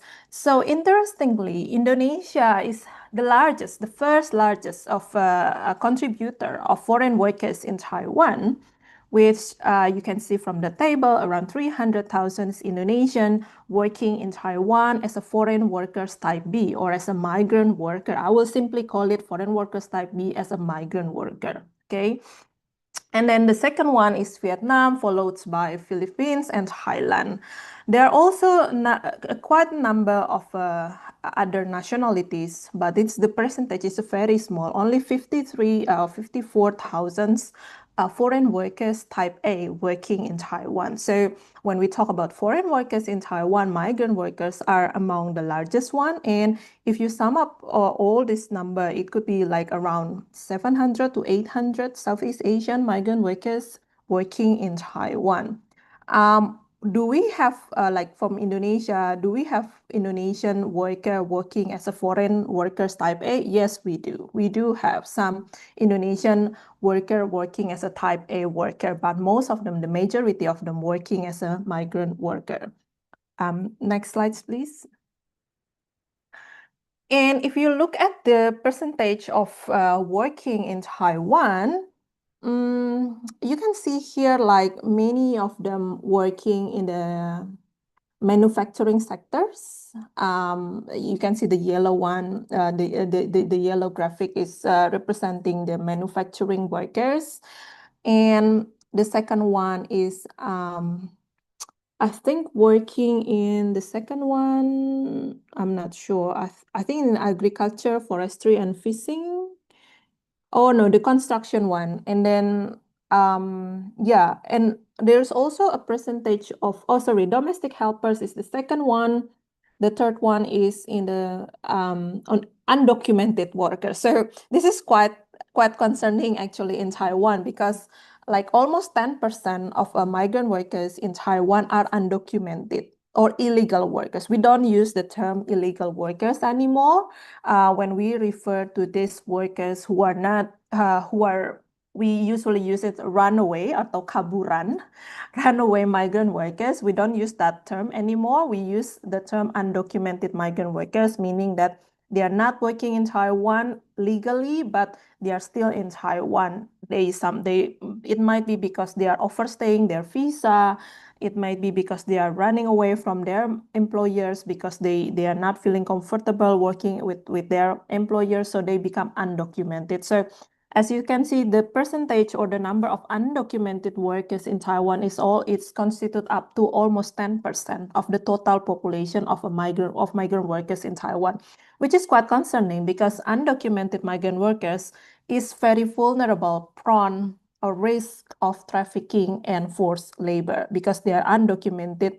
The government couldn't detect the whereabouts of these workers, both the government of the sending countries and also the government of the receiving country. So this is quite concerning number, and I think among these undocumented workers, Vietnamese workers are the largest, and then followed by Indonesian migrant workers. Next slides, please. So what makes these two really different between foreign workers type A and foreign workers type B? It is really about everything, I would say. So for example, for foreign workers type A, they can have a path to permanent resident in Taiwan. And the process is quite easy.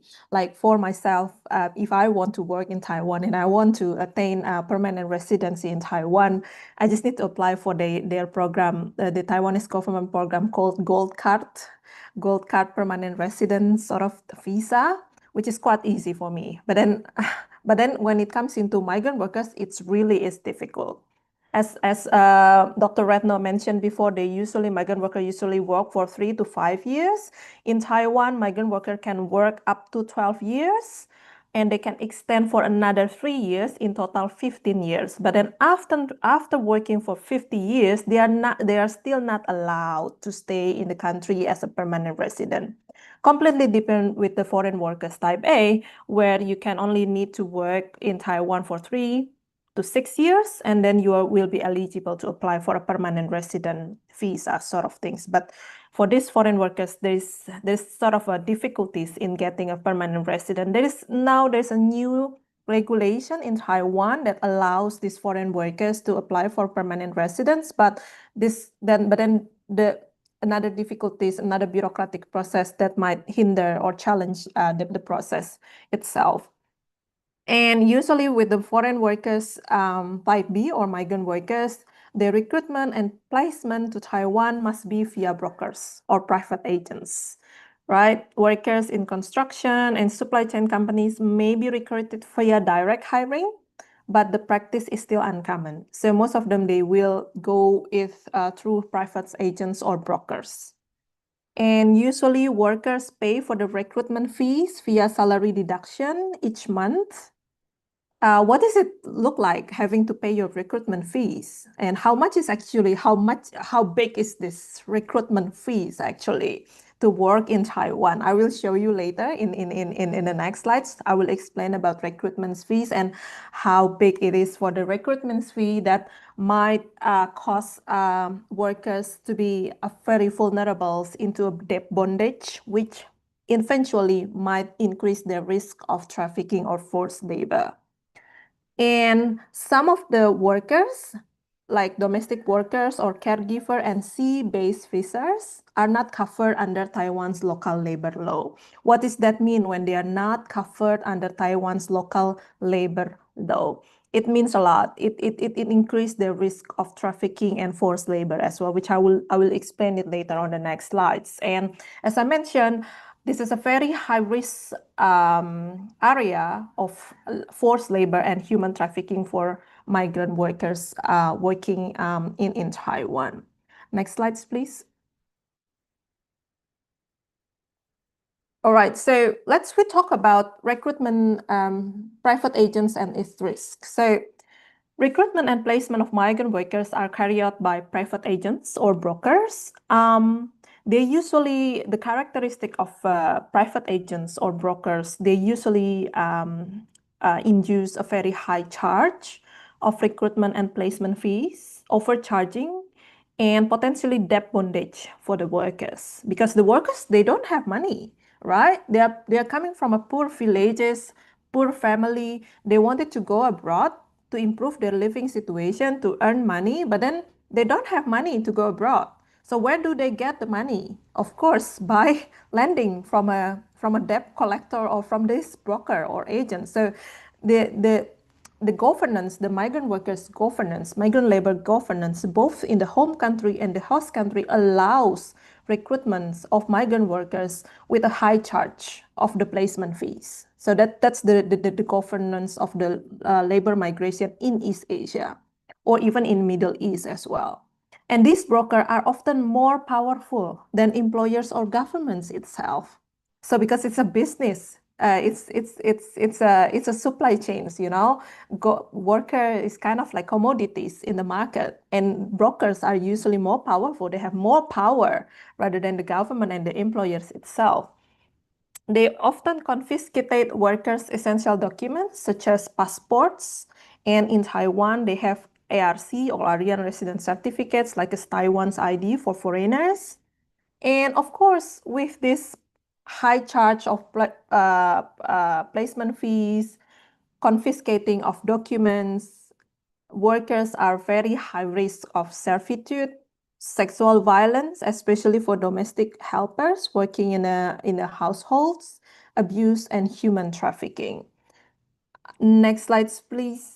Here I will explain about recruitment fees and salary deduction of a migrant worker. So if you are a migrant worker, if you want to be a migrant worker, you don't have money, you are coming from poor family, your poor village, but then you want to go to Taiwan to work, but you don't have money. So then you need to, you need to incur debt to pay for the recruitment fees. And these recruitment fees will be paid by your salary deduction. So for example, the minimum salary, national minimum salary in Taiwan for migrant workers is for a domestic workers in Taiwan is 20,000 Taiwan dollar. So you can use your calculator. How much is the 20,000 Taiwan dollar? As far as I understand it, is around 10 million Indonesian rupiah, because one Taiwan dollar is about 500 Indonesian rupiah. So your salary is 20,000. And then you work overtime because you want to earn money, right? The idea, migrant workers always wants to earn lots of money. So they work overtime. What does that mean, working overtime? Working every day, 7 days a week without a break. That is overtime, right? And this overtime per week, once you go overtime, you receive 667 Taiwan dollar. Multiple 4 weeks. So in a month, you got extra of 2,668. All right. So your total income in a month is 22,668. That's your total income. However, this total income will be deducted.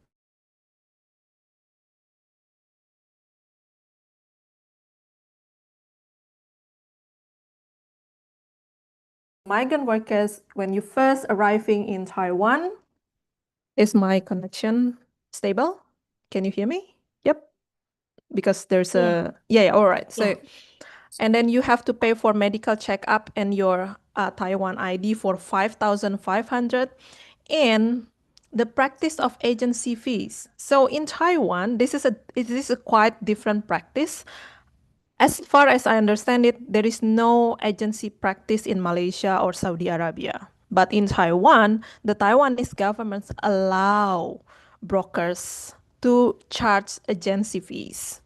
And it's around 1,800 every month, regardless whether you are using the agency service to help you, for example, renewing your passport. Migrant workers usually need to renew their passport while they are working in Taiwan, but they don't have time to go to the embassy to renew their passport. So they ask the agency to renew their passport. But you are not renewing your passport every month, right? You are not renewing your passport every month, every 5 years. But regardless whether you are using the agency services or not, then you will always pay 1,800, right? So it's really a business. And then you have a broker fees in Indonesia. Your recruitment fees is around 10,175 per month, because these workers, this salary illustration deduction is from my respondent, one of my respondents, Indonesian migrant workers. She agreed to be that her salary needs to be deducted for 8 months in total. So then during the first month, that this total income minus this deduction, she only received 4,700 Taiwan dollar in the first month. Imagine, meaning she only received 2 million Indonesian rupiah in the first month. What could you buy? If you have been to Taiwan, you know 4,000 means nothing in Taiwan, right? You can't buy food for 1 week for 4,000 in Taiwan. It means nothing. And then again, the deduction continue, but then lighter than before, because you don't need to do medical checkup every month in Taiwan. Just when you arrive in Taiwan, then you need to do medical checkup as a migrant worker. So she received more in the second month. Again, in the third month, received more, and then another medical checkup need to be done in the 6th month. So this is a regulation from the Taiwanese government that a new migrant workers, they should do a medical checkup when they first arrive, during the second month, during the 6th month, during the 18th month, and the last and on the last of their contract on the 36th month. So when you first arrive in Taiwan as a migrant workers, your first contract is for 3 years, 36 months. Okay. And again, it's reduced.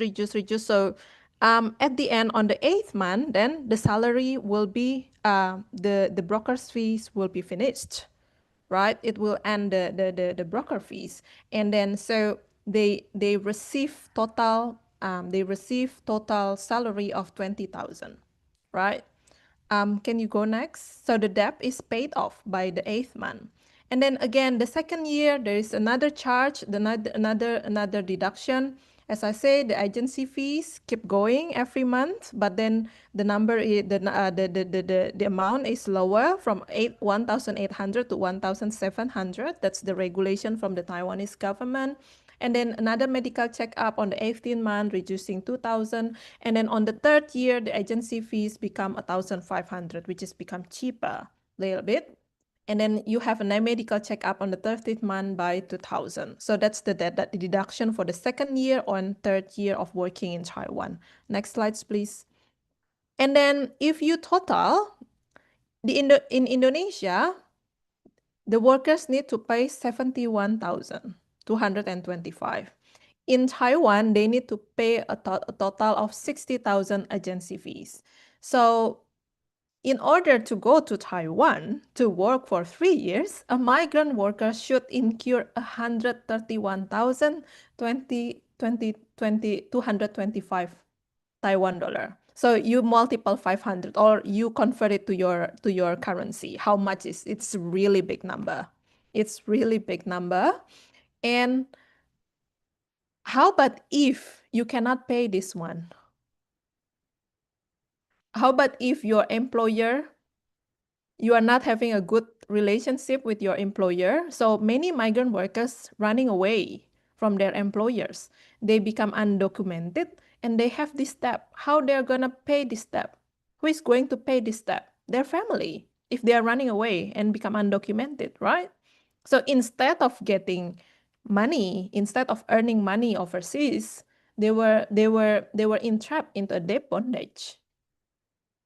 Right. So this is the system. This is the system that prone to trafficking, prone to forced labor, prone to servitude, prone to vulnerable to exploitation, sexual abuse, and everything. Right. And this is the system that we use in our daily life in recruiting migrant workers. All migrant workers have to endure this process. So you can imagine on the risk of trafficking for these workers when they need to go abroad. Okay, and only a limited number of migrant workers are recruited via direct hiring. So meaning if you are recruited via direct hiring, you don't need to pay for this agency and recruitment fees. Okay, that's a different, but only in the construction sectors or some of the manufacturing. But for Indonesia, most of our workers are working as a domestic helpers, female domestic helpers, domestic workers. So they are enduring this kind of process. Okay, next slides, please. So the problem is in Taiwan, they discriminate. Taiwan local labor law, they call it Taiwan's Labor Standard Act. They discriminate against migrant workers working as a domestic helpers and sea-based visitors. Okay, they are excluded from local labor law. What does that mean? No days off. As I mentioned before, workers usually work overtime, 7 days a week, almost 10 to 12 hours per day. Imagine if you have to work 7 days a week and one day 10 to 12 hours. Would you experience burnout? Would you experience burnout? Anyone wants to answer? Would you experience burnout or not if you are working 7 days a week, 10 Yes. to 12 hours? Imagine, would you experience burnout? Of course, you would. Right? It's an absolute answer that you will experience burnout. But this is what our migrant workers, many migrant workers experience in Taiwan. And workers live with their employers either in the house, the same room, same bed as their employers or fleet or in their vessels.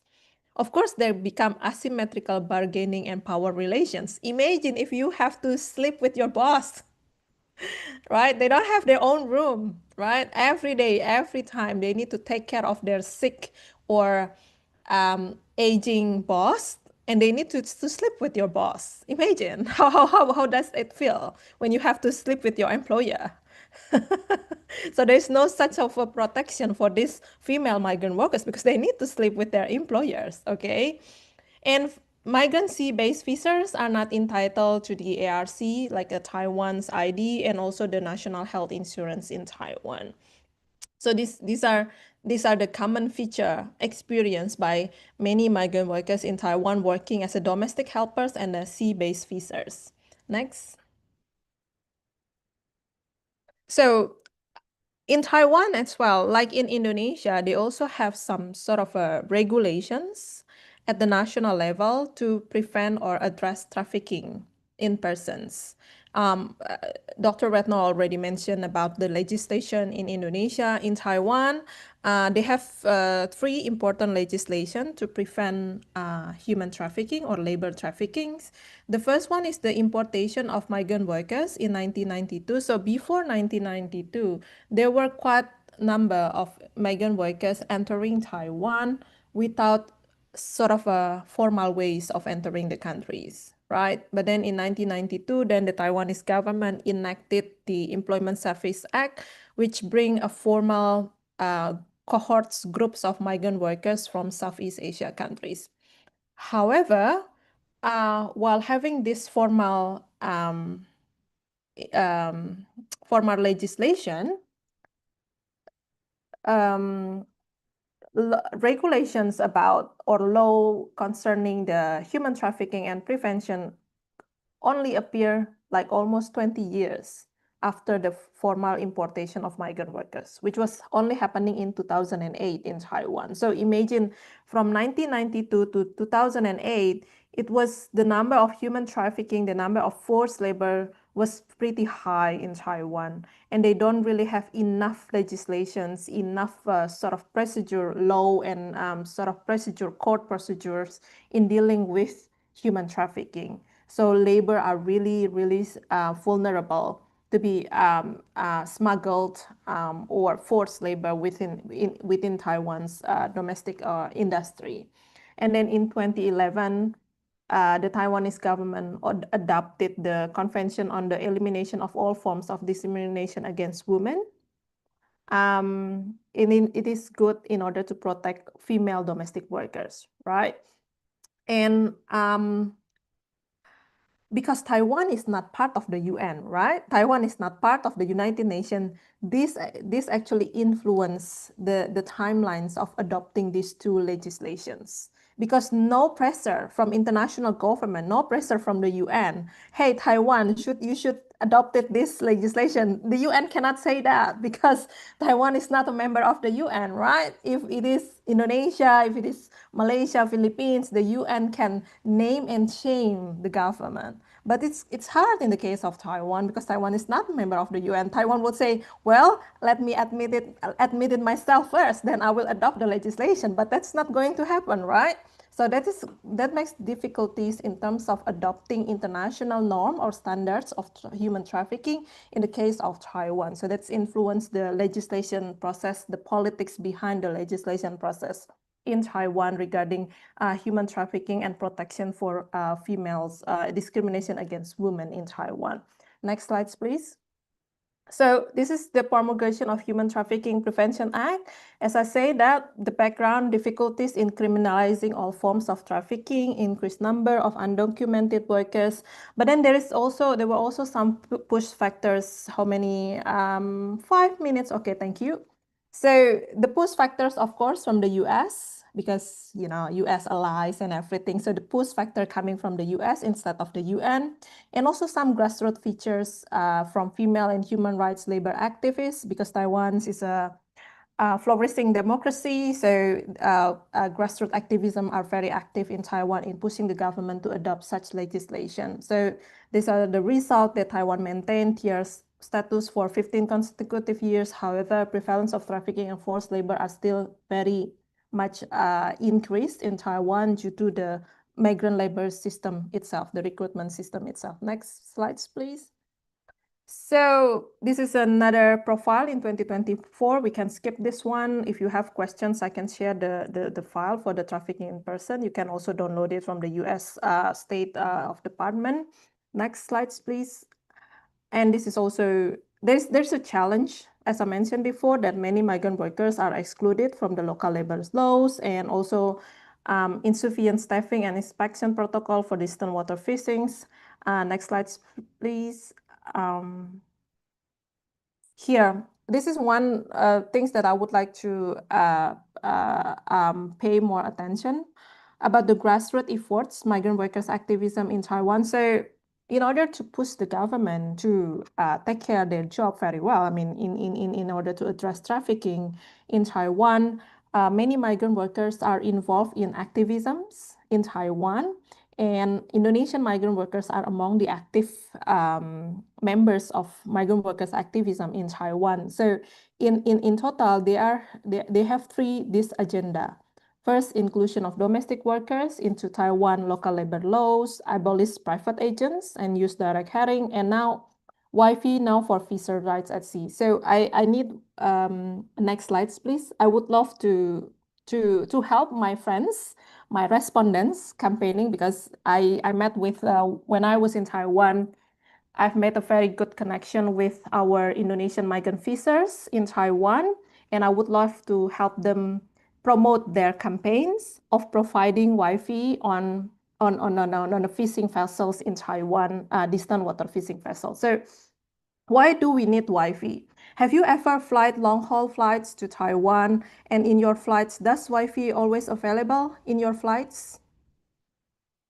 Can you access internet when you are flying abroad or flying domestically? Can you access internet? Sometimes, right? Sometimes you can access it, sometimes or not. How do you feel when you cannot access internet during your flight? Like long-haul flights, 10 hours flight, how do you feel? Boring? You do not know what to do? But imagine being a migrant-based fishers, they are 6 to 10 months at sea, working at sea, and they don't have access to internet. How do you feel? You don't have access for 10 months, do not have access for internet for 10 months. Okay, so risk of abuse, violation, trafficking, of course, limited access to family members, limited access to entertainment, risk of mental health breakdown. So in order to avoid this, in order to help address the issues of abuse, violation, and trafficking, many migrant workers working in Taiwan distant water fishing vessels demanding for Wi-Fi. Okay, provide us with Wi-Fi so then we can connect with our family, we can connect with people on the land, so then we can have a good, sort of a reporting, sort of mechanism in order to contact people on the ground. So this is a campaign carried out, initiated by Indonesian migrant fishers in Taiwan in order to help address trafficking and abuse happening in their workplace in the Taiwan Taiwan distant water fishing vessels. Next slides. So this is my food for thoughts for students. Maybe you want to address this in your paper, in your homework. I know that you have an assignment to do. Maybe I would actually love to see what action can students take to promote the rights of migrant workers, thus helping to reduce the risk of forced labor and trafficking in the migrant labor corridors. So I really hope that one of the students here pick one of these food for thoughts for their reflection assignments. All right, so that is for me. The end of my presentation, the end of my slides. I would love to hear more feedback or questions if you have any. Thank you.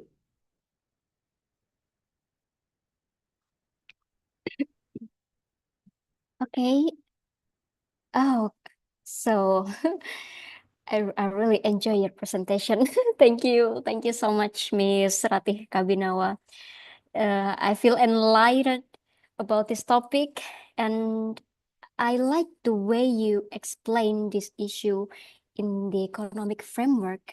It's really insightful to see migrant worker or migrant labor as a commodity in the supply chains framework.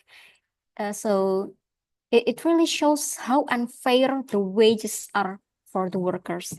And from your presentations, I got that this issue is really complex issue and involve many stakeholders.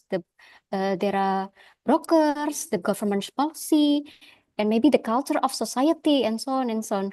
And moreover, Taiwan isn't part of UN member. So it's hard to have the law enforcement from the international regime. Yeah, it's really complex in to see this issue of migrant labor in Taiwan. And thank you for explaining this to us in a very, very good way so we can understand very well this issue. And Yeah. if I'm not mistaken, we have Mbak Eni Lestari from Indonesia, right? To represent the issue of migrant worker in UN few years ago. My lecturer in my undergraduate when I undergraduate students, my lecturer recommend us the student to see the speech of Mbak Eni Lestari. Yes, I know. I met. I think I met Mbak Eni last year when I was in Surabaya for ICAS conference, ICAS convention. In I think it was in Erlangga last year. I met with Mbak Eni, and also usually for Mbak Eni, because Mbak Eni work in Hong Kong before, right? So most of the time she addressed the situation in Hong Kong. For the situation in Taiwan, Kabar Bumi. Kabar Bumi, if you know Kabar Bumi, was based in Cilacap.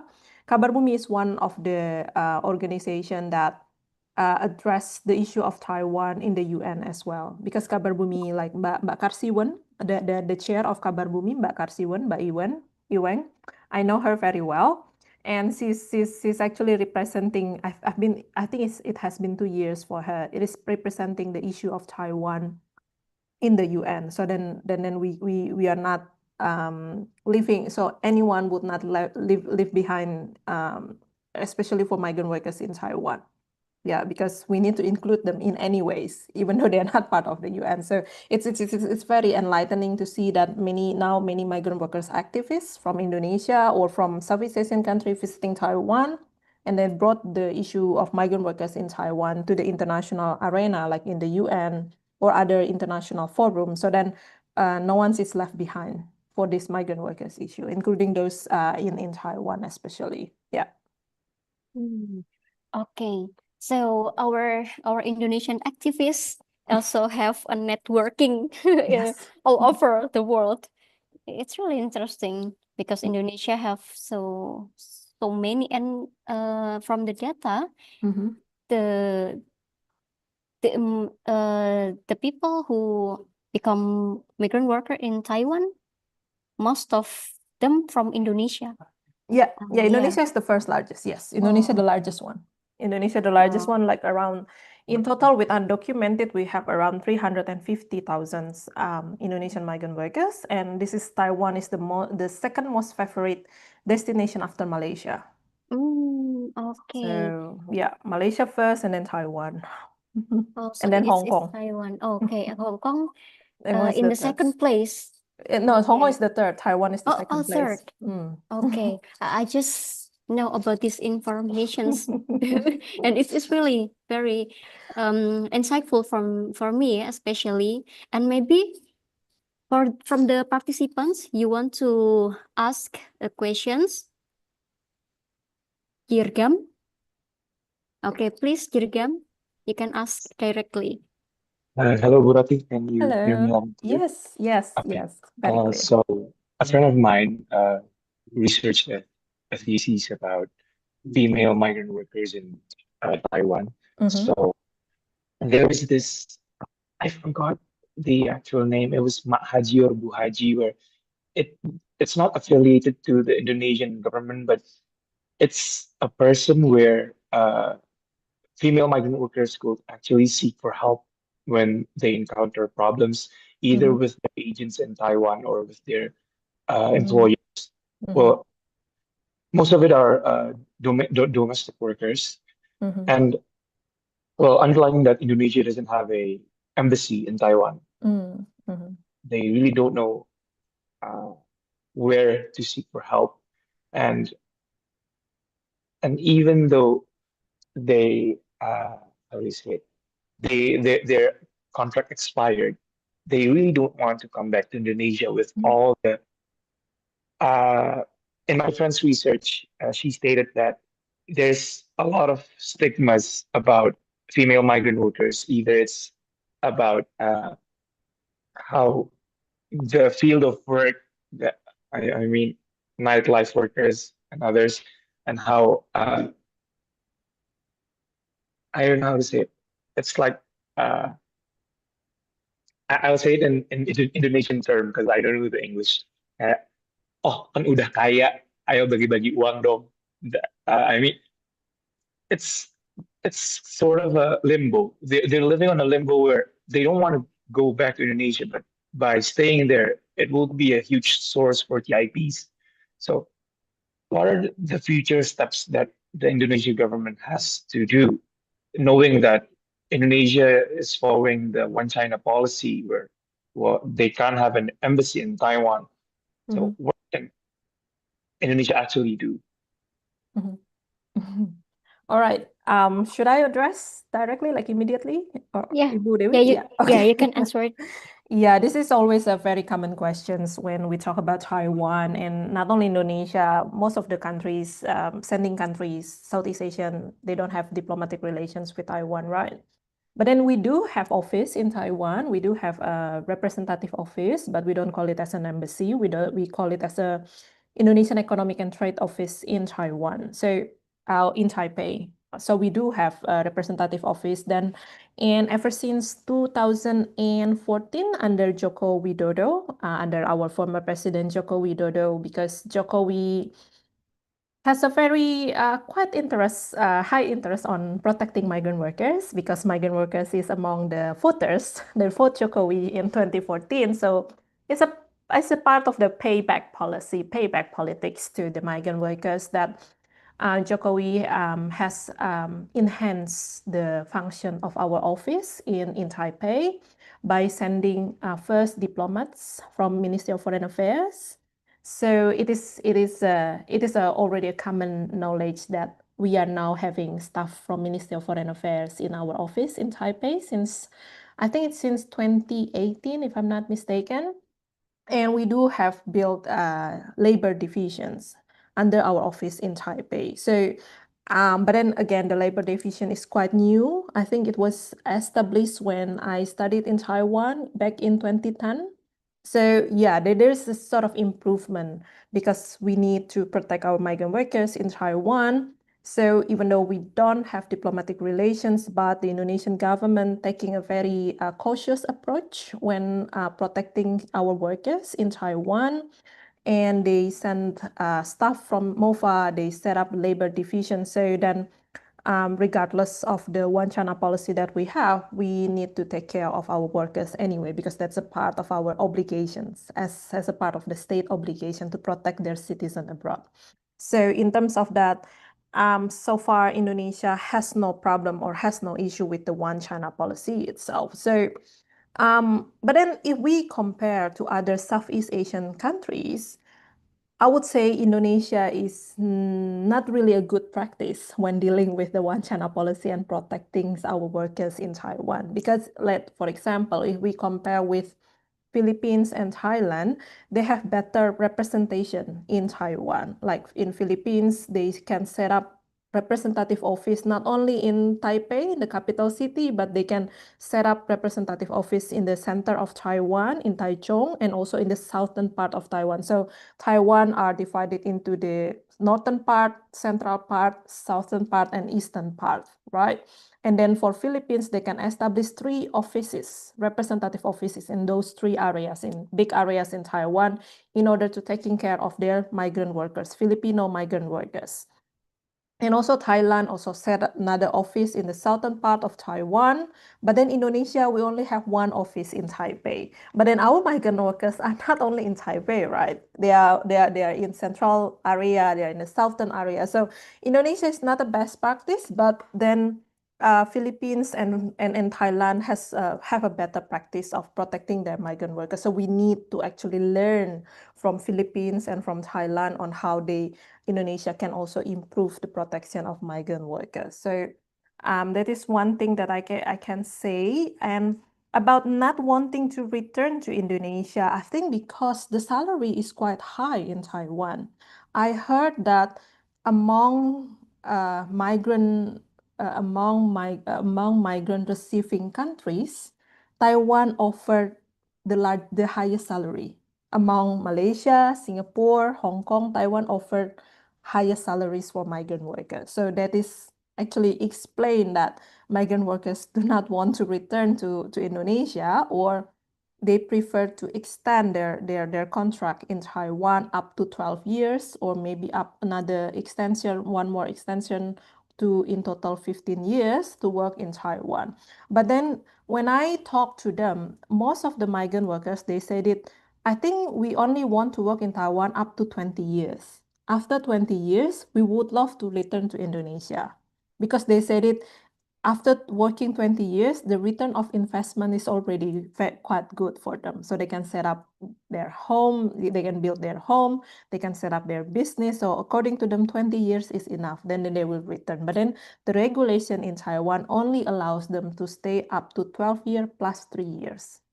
So yeah, that's what I can share about the situation in Taiwan. Yeah. Okay. I think it's clear enough, or do you have any follow-up questions, Dirkam? Dirgam, do you have any follow-up questions? I think that's enough.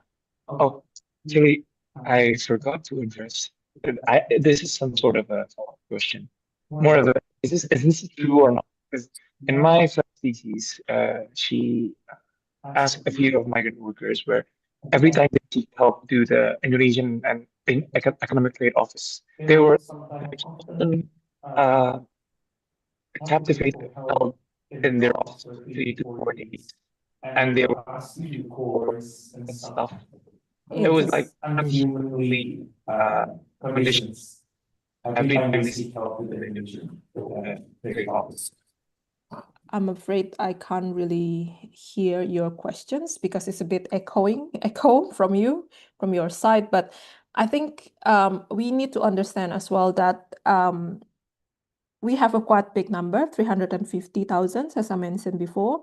And unfortunately, as I mentioned before, the practice of protecting our citizens in Taiwan is not yet very maximum from our government, because they only have like 10 staff working to handle 350,000 of migrant workers. So that's also another issue with our representative office, that we are lack of staff, like shortage of staff dealing with 350,000. And we have been demanding to increase the number of staff, to increase the representation of our office in Taipei or in other parts of Taiwan. But again, the issue is always either about one China policy. So yes, one China policy to some extent play a role here, but then or it is a political will from the government itself to deal with the issues. So between those two issues, yeah. So then, but then that is why many migrant workers, they seek help from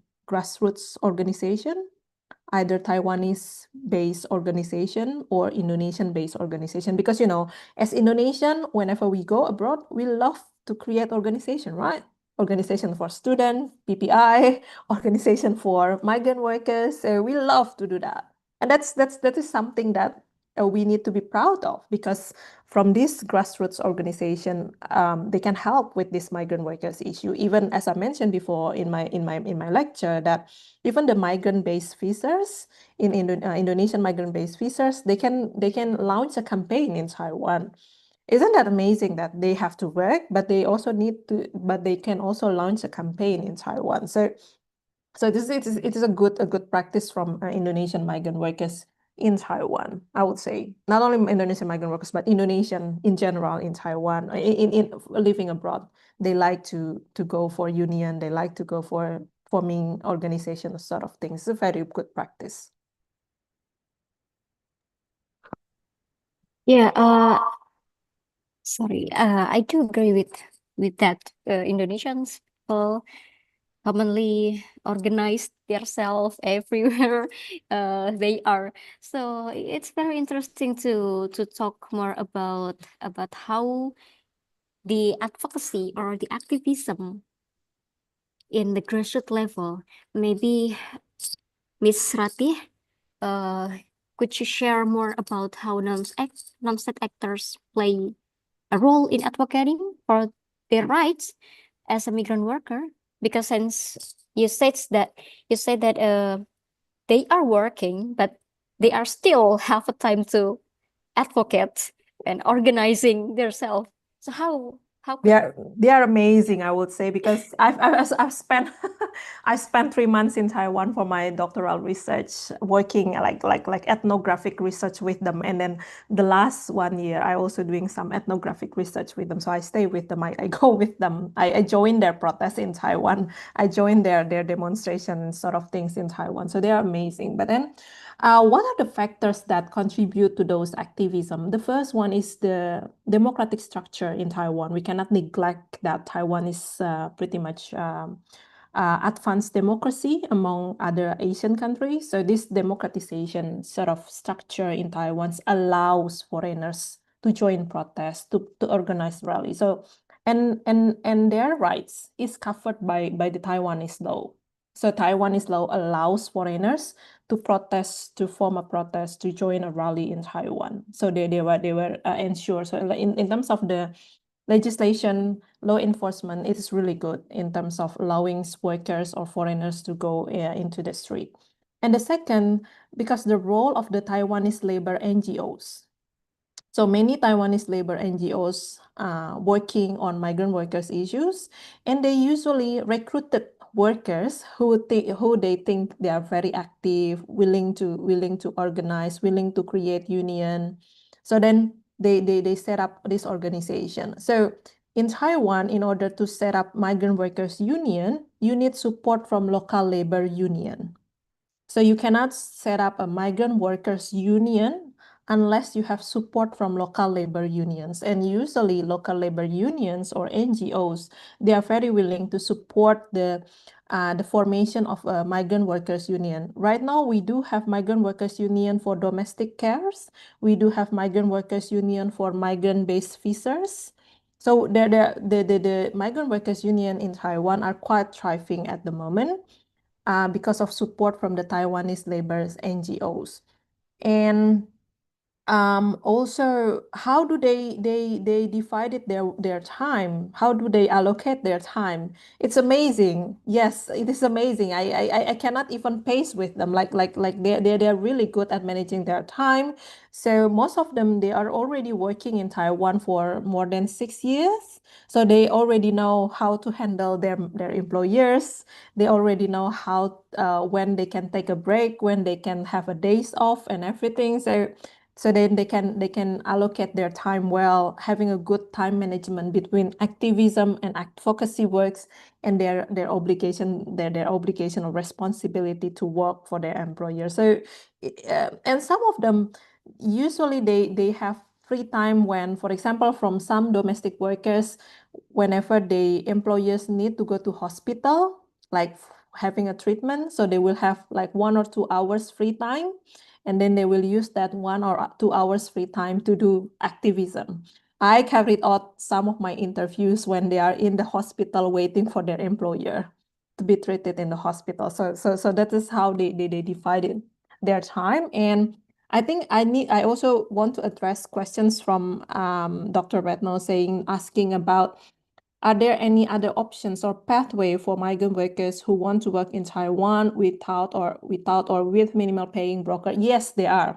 So right now, as I mentioned in my slides, workers working in semiconductors or manufacturings, semiconductors, right? Semiconductors issue is very happening right now, like Taiwan Semiconductors Company. TSMC, for example, they hired certain numbers of migrant workers from Philippines, and they are recruited via direct hiring, meaning that workers do not need to pay for recruitment fees. All recruitment fees are paid by the employers, but it is only applied for big companies in the manufacturing and construction sector. It's not yet applied in the terms of domestic sectors or domestic sectors or helpers or migrant-based fishing? No, not yet. It's only in the construction and also manufacturing, and it's all usually limited to big companies only. Unfortunately, I did some interviews with workers that were recruited via direct hiring, and it's a good program actually, because they don't incur any debt at all. They don't have to pay any recruitment fees, which is very good. But again, the number is very small. Yeah, they are. Yeah. Well, we hope that practice can continue and can cover other sectors or working sectors as well. Yeah. Thank you, Ms. Ratih, for your sharing. And we still have maybe 5 minutes or six. Okay, 5 minutes or maybe 6 minutes more. And I will read the questions. These questions coming from Ibu Ratna, your yeah. colleague. Ibu Ratna Widyastuti. Ibu Ratna said in the chat box, thank you for sharing. I enjoyed your presentations. And Dr. Ratih, I'm curious to know, are there any other options or pathways for migrant workers who want to work in Taiwan without or with minimal paying to broker or agency fees?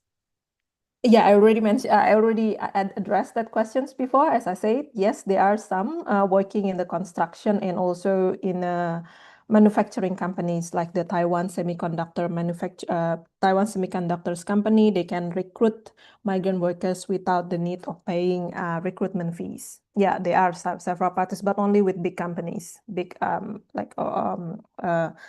companies working operating in Taiwan. Okay, so it's very in a small number, right, Ms. Ratih? Yeah. Well, I Because would say I interview one of them. Mhm. The company is really big. They are producing apparel products like sports shoes, yoga pants, sort of things. So it's quite big companies, but they only recruit 11 migrant workers via direct hiring. 11 from Indonesia or from all over the world? From Indonesia. From Okay. Indonesia, they only need 11 via direct hiring. So it's kind of like a pilot project. It's not yet, widespread project. Yeah, it's not kind of a common practice. So they only have a pilot project recruiting 11 direct hiring process from Indonesia. So it's the number is very small. It's nothing compared those to 350,000. So it's just a pilot project, unfortunately. Yeah. Okay. Since we have a limited time and there's no more questions, I will give you a few minutes to maybe Miss Ratih have. Okay, I'm sorry. We still have one more questions. Yeah, We the still have one. stalemate Yeah. on politicization between Indonesian government and Taiwan on current ABK protection problem could be Yeah. prevented.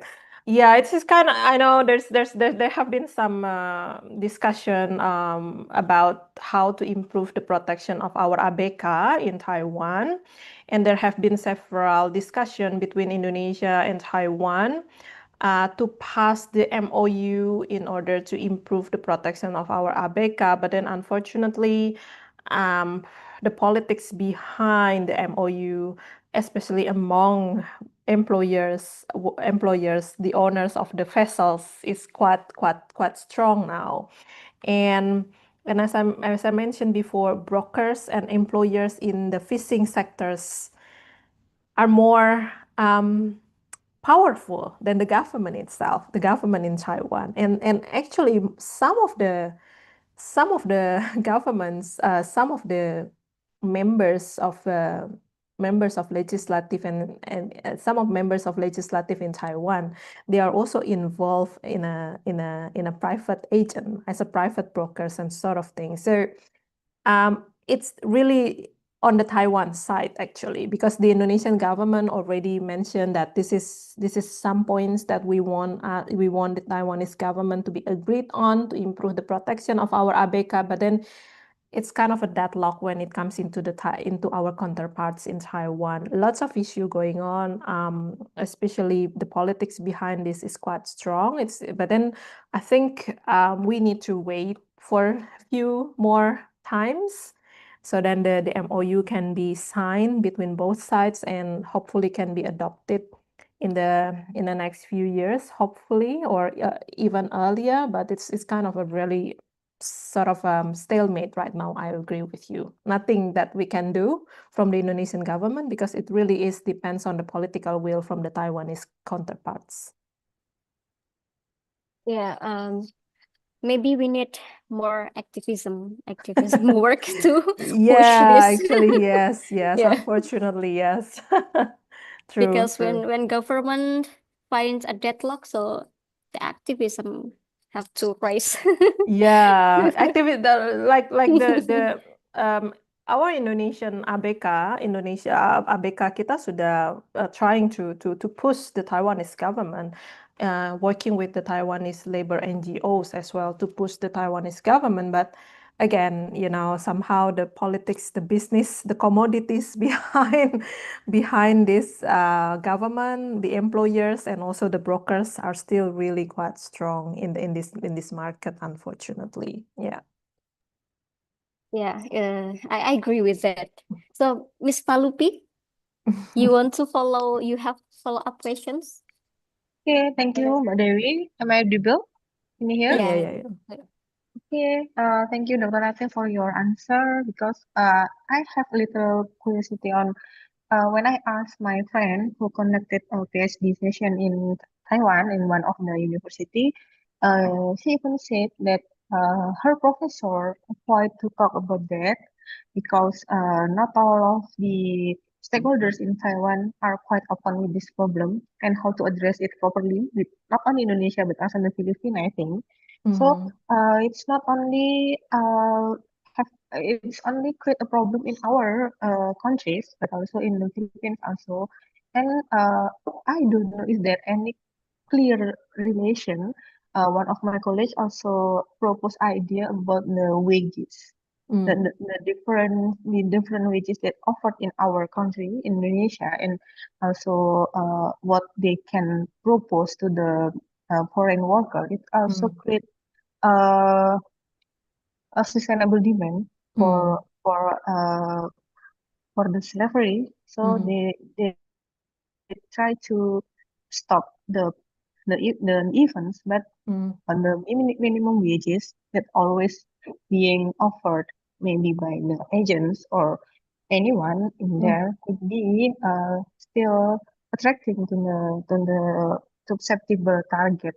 And I don't know, one of my students also tried to propose the idea of cultural relativism because somehow, but not at all, I believe not at all, the Taiwan policy is still a little bit Sino-centric in this way. And they position, they have like internal position that our countries and maybe in the Southeast Asia nation fellow slightly behind them in the matter of cultural positioning, even though I know it's indirectly affected the process. Do you think you already heard about that notion? Thank you. Okay, about the salary itself, it really is about the inclusion of migrant workers into exclusion of domestic helpers and ABK from the Taiwan local labor laws. The thing is that let's see the example of Philippines. Philippines, they have the domestic helpers law, Undang-Undang PRT. Indonesia, we are trying to push the promulgation, the adoption of Undang-Undang PRT, but it's always, pending in our House of Representatives, in our DPR. If we do have one, there might be a good diplomatic tools for the Indonesian government to ask the Taiwanese government, hey, we do have this Undang-Undang PRT back home. Why don't you adopt the same thing? For the Philippines, they adopted already Undang-Undang PRT back home in the Philippines, and many Filipinos workers, they don't go to Taiwan to work as a domestic helpers. Why? Because why do I need to go to Taiwan where I'm not protected? It is better to work in the Philippines where I am protected by the local labor laws. So they prefer to go to countries where they have Undang-Undang PRT, like in the US or in other countries, right? So if we talk about salary, if we talk about salary, especially for domestic helpers, we also need to look to reflect on what is happening in Indonesia as well regarding Undang-Undang PRT, regarding the salary of our assistant, of our helpers in our household. I believe many of us use helpers at home, right? What do you think if we adopted Undang-Undang PRT? Would you be ready to pay your helpers based on the minimum wage? Would you be ready to that, right? So that's we need to reflect on our practice as well of hiring our helpers. Because if we do once have Undang-Undang PRT approved by our DPR, by our House of Representative office, so then we can have a better negotiation, diplomatic tools to Taiwan to say, hey, look, we adopted, why don't you adopt it? So it's the same things, the same process. But then I should admit that the migrant-based visas is really a very difficult task to cover, to do. Because as I said, like the mafia, the brokering system, the private agent system within the migrant fishing industry is very complex. It is a very lucrative business for the private agents, for the employers in Taiwan regarding the employment of migrant workers in the fishing industry or fishing sectors. And as I said, some of the authorities or government were also involved within them. So it's kind of like a they feel cycles within the migrant fishing industry, which is difficult to address. But then again, I echo what Ibu Dewi said, like we need to have a strong grassroots movement in order to push, to name and shame the government in promoting rights of migrant-based fishers in Taiwan and also in Indonesia. But I would say the progress is quite promising in a way, like I already seen some good development ongoing in the case of migrant-based visas, but again, we needs to be more vigilant in order to promote their rights, in order to promote their salary and everything. So in terms of xenocentric, I mean, discrimination happens, of course. Discrimination happens, of course, in Taiwan, in other countries as well. But then maybe the prevalence is quite high in Taiwan because the stigma against workers from Southeast Asia they are cheap labor. They are cheap labor. The stigma in Taiwan about workers from Southeast Asia, they are cheap labor. We are the exporters of cheap labor. So then when it comes into cheap labor, then issues among social discrimination, cultural discrimination applied to some extent in Taiwan. So I mean, I myself experienced that when I was in Taiwan, right? Even though I'm not a migrant worker, like I'm an Indonesian, so those kind of like a social discrimination sort of things apply, like happen in Taiwan as well. And I don't deny that it's quite prevalent in Taiwan to some extent, unfortunately. All right, that's what I can answer. Then maybe we can have more discussion when I visit your university next month. Yeah, Of course. I'm very much looking forward to visit Undip next month. Thank you, Dr. Rating. Thank you for the answer. Yeah. Have a nice day and see you on Undip. Yeah. Thank you, Mbak Palupi. Mbak Palupi is one of my colleagues in HI in Department of IR. It's really fruitful discussions. I got a lot of information from these discussions, and so the Undang-Undang PRT is also the middle class problem because when the Undang-Undang released, we we have to ready to pay more To pay more. salary. Yeah, but I don't use ART actually.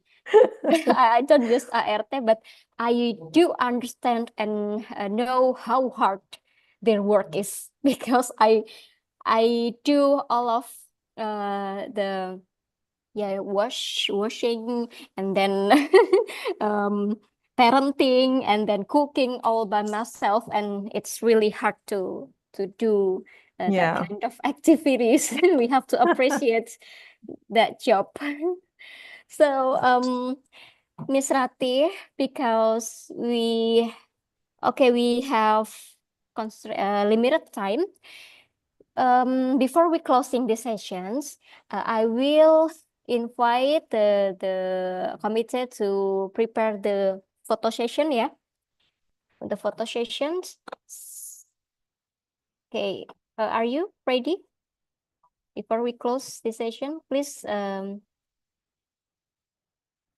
take the photo session first, okay?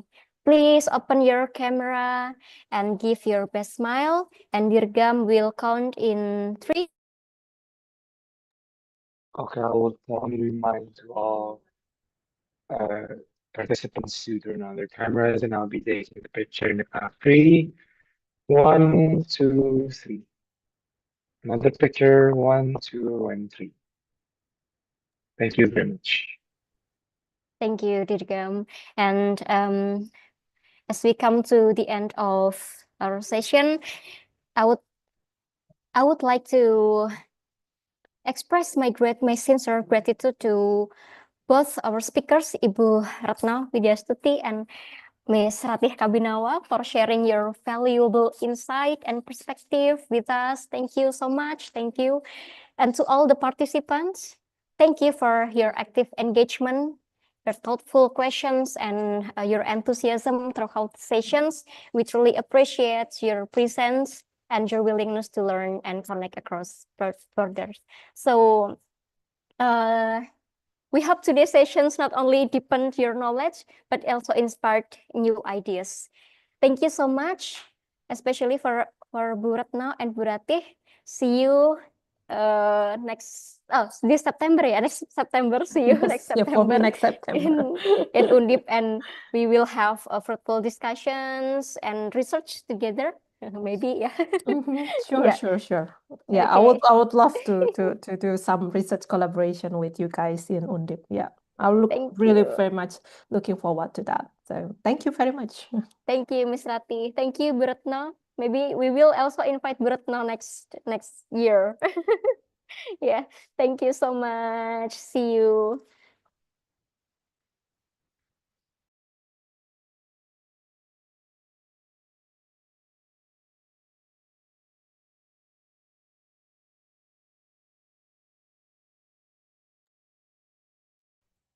A big round of applause for Mrs. Dewi. You did an amazing job leading the panel's discussions today. And thank you so much for Dr. Ratna Widyastuti and Dr. Ratih Kabinawa. The presentations was top notch.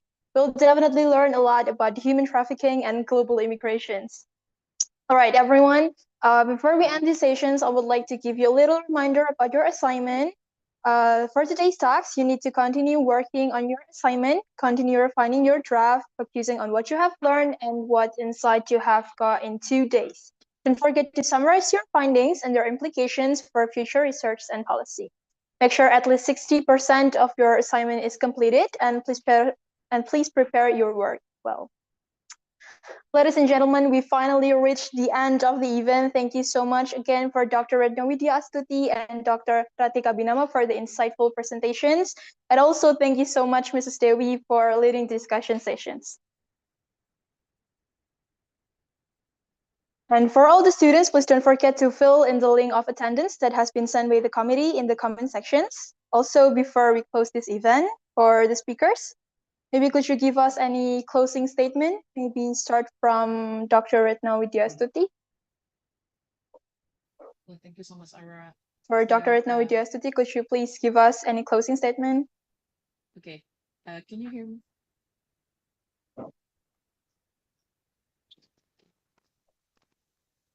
Okay. Yeah, thank you so much, Aura. Yeah, keep learning, keep curious, and then I hope that you can learn more. So is not everything is not done today. So you have to keep going and then enjoy your time during the summer course. And thank you so much for arranging this really insightful summer course. Thank you so much. All right, thank you so much, Dr. Retna Widyasuti. Maybe from Dr. Ratika Binawa, please kindly give us the closing statement.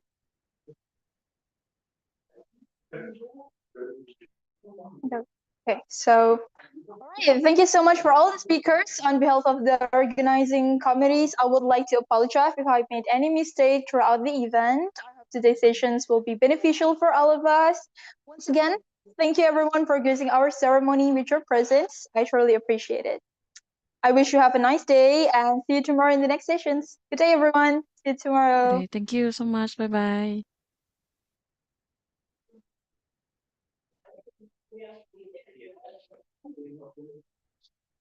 Kak, mohon izin itu link absensinya nggak bisa dipakai.